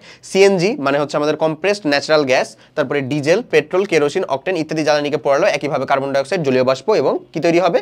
শক্তি তৈরি হবে, তাপ শক্তি উৎপন্ন হয়। ওটাকে আমরা ফার্দার কাজে লাগাই। আচ্ছা, বাস্তব ক্ষেত্রে এই ধরনের সংগঠিত যে বিক্রিয়া, সেটার ক্ষতিকর বিক্রিয়া রোধ করার উপায়। ক্ষতিকর বিক্রিয়া রোধ করার উপায় হিসেবেও আমরা কিন্তু কিছু জিনিসপাতি অ্যাপ্লাই করতে পারি, ওটাও কাইন্ড অফ এক ধরনের বিক্রিয়া। যেমন আমাদের যে মরিচা পড়া, মরিচার ক্ষয়রোধ থেকে আয়রনকে রক্ষা করার জন্য লোহার তৈরি দ্রব্যাদির উপরে রং দিলে সেটি আর বাতাসের সংস্পর্শে আসে না। মানে আমাদের সিম্পল হিসাব হচ্ছে যে তাহলে মরিচা রোধ করার উপায়টা কি? একটা হচ্ছে ভাই তোমার রং করা। তুমি যদি রং করো তাহলে সাধারণত কিন্তু ওরকমভাবে রং করা থাকে বলেই সেটা আসলে মরিচার রোধ করে না। এছাড়াও আরেকটা হতে পারে গ্যালভানাইজিং। গ্যালভানাইজিং স্পেসিফিকভাবে ইলেকট্রোপ্লেটিংয়েরই একটা গ্যালভানাইজিং হচ্ছে স্পেসিফিক আমার ইলেকট্রোপ্লেটিংয়েরই একটা ভার্সন। ইলেকট্রোপ্লেটিংটা যদি আমি আসলে জিঙ্ক দিয়ে ইলেকট্রোপ্লেট করি, ইলেকট্রোপ্লেট করার মানেটা কী ভাবে? মানে ধরে নাও আমি এই যে আমাদের সিম্পলি ভাবে বুঝো, এটা তোমাদের আসলে সম্পূর্ণ নাই, বাট তুমি আসলে যতটুকু জানার ততটুকু জেনে রাখো। ধরো হচ্ছে এটা হচ্ছে ভাই আমাদের ক্যাথোড, এটা হচ্ছে আমাদের অ্যানোড। অ্যানোডে আমরা যাকে নিব সে আসলে ক্ষয় হবে, তাহলে অ্যানোডে আমরা নিচ্ছি হচ্ছে ধরে নাও জিঙ্ক। যদি জিঙ্ক নেই তাহলে এটা ক্ষয় হয়ে হয়ে আসলে এটা কোথায় যেয়ে জমা হবে জানো? ক্যাথোডে জমা হবে। ক্যাথোডে আমরা ওকে নিব যার উপরে আমরা আস্তরণ লাগাবো। ধরো এটা লোহার তৈরি কোনো চামচ, এটা ধরে নাও কোনো চামচ, এই চামচের উপরে আমরা আস্তরণ লাগাতে চাচ্ছি, তাই এই যে অ্যানোড হিসেবে ওকে ব্যবহার করব কাকে? জিঙ্ককে, যার আস্তরণটা আমরা ওর উপরে লাগাবো। জিঙ্ককে ব্যবহার করে যদি এই ইলেকট্রোপ্লেটিং কাজটা করে থাকি, জিঙ্ক ব্যবহার করতে পারি, টিন ব্যবহার করতে পারি, টিন ব্যবহার করলে সেটাকে টিন প্লেটিং বলা হয়। জিঙ্ককে ব্যবহার করে যদি আমি ইলেকট্রোপ্লেটিং এর কাজটা করি তাহলে সেটাকে স্পেসিফিক ভাবে বলা হয় গ্যালভানাইজিং। বুঝছো? তাহলে রং করা একটা উপায় হতে পারে, গ্যালভানাইজিং একটা উপায় হতে পারে, টিন প্লেটিং একটা উপায় হতে পারে। দেখো, তড়িৎ বিশ্লেষণের মাধ্যমে লোহার তৈরি দ্রব্যের উপরে লোহা অপেক্ষা কম সক্রিয় অপর একটি ধাতুর প্রলেপ দিলেই ইলেকট্রোপ্লেটিং করে লোহার তৈরি দ্রব্যাদিকে মরিচার হাত থেকে রক্ষা করা যায়। ইলেকট্রোপ্লেটিং করে ধাতুর উপর জিঙ্কের প্রলেপ দেওয়াটাকে গ্যালভানাইজিং বলবে। মানে আমি যদি আসলে ওই মানে ইলেকট্রোপ্লেটিং এর মাধ্যমে জিঙ্কের প্রলেপটা দিই সেটাকে বলি গ্যালভানাইজিং, যদি টিনের প্রলেপটা দিই সেটাকে বলি হচ্ছে কি টিন প্লেটিং। এবং এখানে খুব ভালো মতন একটা জিনিস কি লক্ষ্য করেছো, এই যে লোহার তুলনায় কম সক্রিয় বলতেছে, আমি যে তোমাকে আগের দিন ওই যে সক্রিয়তার সিরিজটা দিলাম, বুঝছো কি? এরকম ভাবে ছিল না, এরকম ভাবে ছিল না। এই যে সিরিজের সরি যাই হোক, এই যে সিরিজ ওই যে সক্রিয়তা সিরিজ, ওর থেকে কম সক্রিয় কোনো একটা ধাতুর প্রলেপ দিতে হবে, তাহলে আমাদের কি হবে, শেয়ার হচ্ছে যে ওই তার ভিতরে আসলে ক্ষয় হবে না। জিঙ্ক পানির সাথে, বাতাসের অক্সিজেন এবং পানির সাথে বিক্রিয়া করে কোনো প্রকার লোহার মতন মরিচা সৃষ্টি করে না। দ্যাটস ওয়াই জিঙ্কের প্রলেপ দিয়ে দিলে গ্যালভানাইজিং করা হয়ে গেল, আমার কোনো প্রকার ক্ষয়ক্ষতি হবে না। এছাড়া আমরা রং করতে পারি, গ্যালভানাইজিং করতে পারি, অথবা গ্যালভানাইজিংয়েরই মানে আরেকটা হচ্ছে কি টিন প্লেটিং, সেটাও করতে পারি, যেটা তুমি করবা সেটাও করা যায়। ওকে, আচ্ছা, তড়িৎ বিশ্লেষণের মাধ্যমে একটি ধাতুর উপর অপর একটি ধাতুর প্রলেপ দেওয়াকে প্রলেপগুলোকে বলা হয় ইলেকট্রোপ্লেটিং। কি বলা হয় এটাকে? ইলেকট্রোপ্লেটিং, যেটার কথা আমি বললাম একটু আগে। ইলেকট্রোপ্লেটিং মানে তুমি যেটার উপর দিচ্ছ, যদি জিঙ্ক দাও তাহলে সেটাকে আমরা বলবো হচ্ছে যে গ্যালভানাইজিং, আর যদি আমরা দিই হচ্ছে টিন তাহলে সেটাকে বলবো ইলেকট্রোপ্লেটিং। এভাবে ধাতুর পৃষ্ঠকে রক্ষা করা যায়, এখান থেকে আমরা ধাতুর পৃষ্ঠকে আসলে এভাবে রক্ষা করতে পারি। ওকে, এরপরে যদি দেখি তাহলে দেখবো হচ্ছে বর্ষাকালে ছাদ বা বাড়ির আঙিনা পিচ্ছিল হয়ে থাকে, স্যাঁতস্যাঁতে হয়ে থাকে, সেখানে আমরা কি কাজ করব, সিলিকন ডাইঅক্সাইড ছিটাই দিব বা বালি, সিলিকন ডাইঅক্সাইড বা বালি যদি ছিটাই দিই তাহলে কিন্তু সেখানে আর ফ্রিকশন বেড়ে যাবে, ফ্রিকশন বেড়ে গেলে আমরা আসলে স্লিপ করব না। দেখো, আমরা তখন বালি ফেলে দিলে পিচ্ছিলতা কমানোর চেষ্টা করি। ছাদ বা আঙিনায় পিচ্ছিল করে ক্ষার জাতীয় পদার্থ পিচ্ছিল করে মেনলি কি ওই শীতে শ্যাদলাগুলো আসলে ক্ষার জাতীয়, সুতরাং এই ক্ষারকে প্রশমিত করার জন্য অ্যাসিড জাতীয় পদার্থ যোগ করতে হবে। বালু, সিলিকন ডাইঅক্সাইড কিন্তু অম্লধর্মী, তাই বালু যোগ করলে আমাদের ক্ষার প্রশমন হয়ে যায় এবং পিচ্ছিলতা দূর হয়। ওকে, আচ্ছা, সেলাই করার সূচকে নারকেল তেলের ভিতরে ডুবিয়ে রাখা হয় কেন? কারণ যেন হচ্ছে কোনো প্রকার মরিচা না ধরে। সূচ যাতে বাতাসের অক্সিজেন এবং জলীয় বাষ্পের সাথে বিক্রিয়া করে ক্ষয় না হয় সেজন্য এটাকে নারকেল তেলের মধ্যে ডুবিয়ে রাখা হয়। বাতাসের অক্সিজেন এবং ওই পানির সাথে, নারকেল তেলের ভিতরে যদি আমি ডুবিয়ে রাখি তাহলে বাতাসের অক্সিজেন এবং পানি তো আমার সংস্পর্শে আসতে না পারলে তো সেটা ক্ষয় হবে না। সিম্পল। ওকে, এই ছিল আমার এখন পর্যন্ত এই যে নন রিডক্স থেকে পার্ট 3 পর্যন্ত পড়াশোনা। এখন রাসায়নিক বিক্রিয়ার হার এবং লাসা তেলের নীতি, এটা আমরা পড়বো হচ্ছে ভাই আমাদের পার্ট 4 এর মধ্যে। ঠিক আছে, সো যারা শেষ পর্যন্ত ছিলা, very very thank you. Actually তুমি তোমার, আমি এতটুকু বলতে পারি যে তুমি তোমার আসলে ওই 3টা পার্টের মাধ্যমে তুমি তোমার ক খ গ নিশ্চিত করে ফেলছো, অথবা ক খ ঘ নিশ্চিত করে ফেলছো। এই যে গ বা ঘ যে আরেকটা 3 বা 4 মার্কের বাকি আছে সেটা তুমি পার্ট 4 এর মধ্যে ইনশাল্লাহ কমপ্লিট করবা। সো পার্ট 3টা যেটা কমপ্লিট করলা, খুব ভালো মতন হচ্ছে যে পড়বা, নিজের নোটটা পড়বা, সেটা হচ্ছে যে প্র্যাকটিস করবা। হ্যাঁ, এবং আমাদের এখানে যে এক্সামগুলো দেওয়া আছে সেই এক্সামগুলো প্র্যাকটিস করবা এবং টেস্ট পেপার প্র্যাকটিস করবা। এই জাস্ট হচ্ছে তোমার কাজ, টেস্ট পেপার প্র্যাকটিস করা, তাইলেই হবে। টেস্ট পেপার থেকে সিকিউগুলোকে প্র্যাকটিস করো। লাসা তেলের নীতিটা এখনো পারবা না, যেহেতু হচ্ছে যে করি নাই আমরা। সো লাসা তেলের নীতিটা আমরা এই পার্ট 4 এর ভিতরে কমপ্লিট করে ফেলবো, তারপরে ইনশাল্লাহ এগুলো তোমার নিজের কাছে তামা হয়ে যাবে, খুব সহজ হয়ে যাবে। ঠিক আছে, সো দেখা হবে পরের লেকচারের পার্ট 4 এ। টিল দেন সবাই অনেক সুস্থ থাকো। আল্লাহ হাফেজ, আসসালামু আলাইকুম।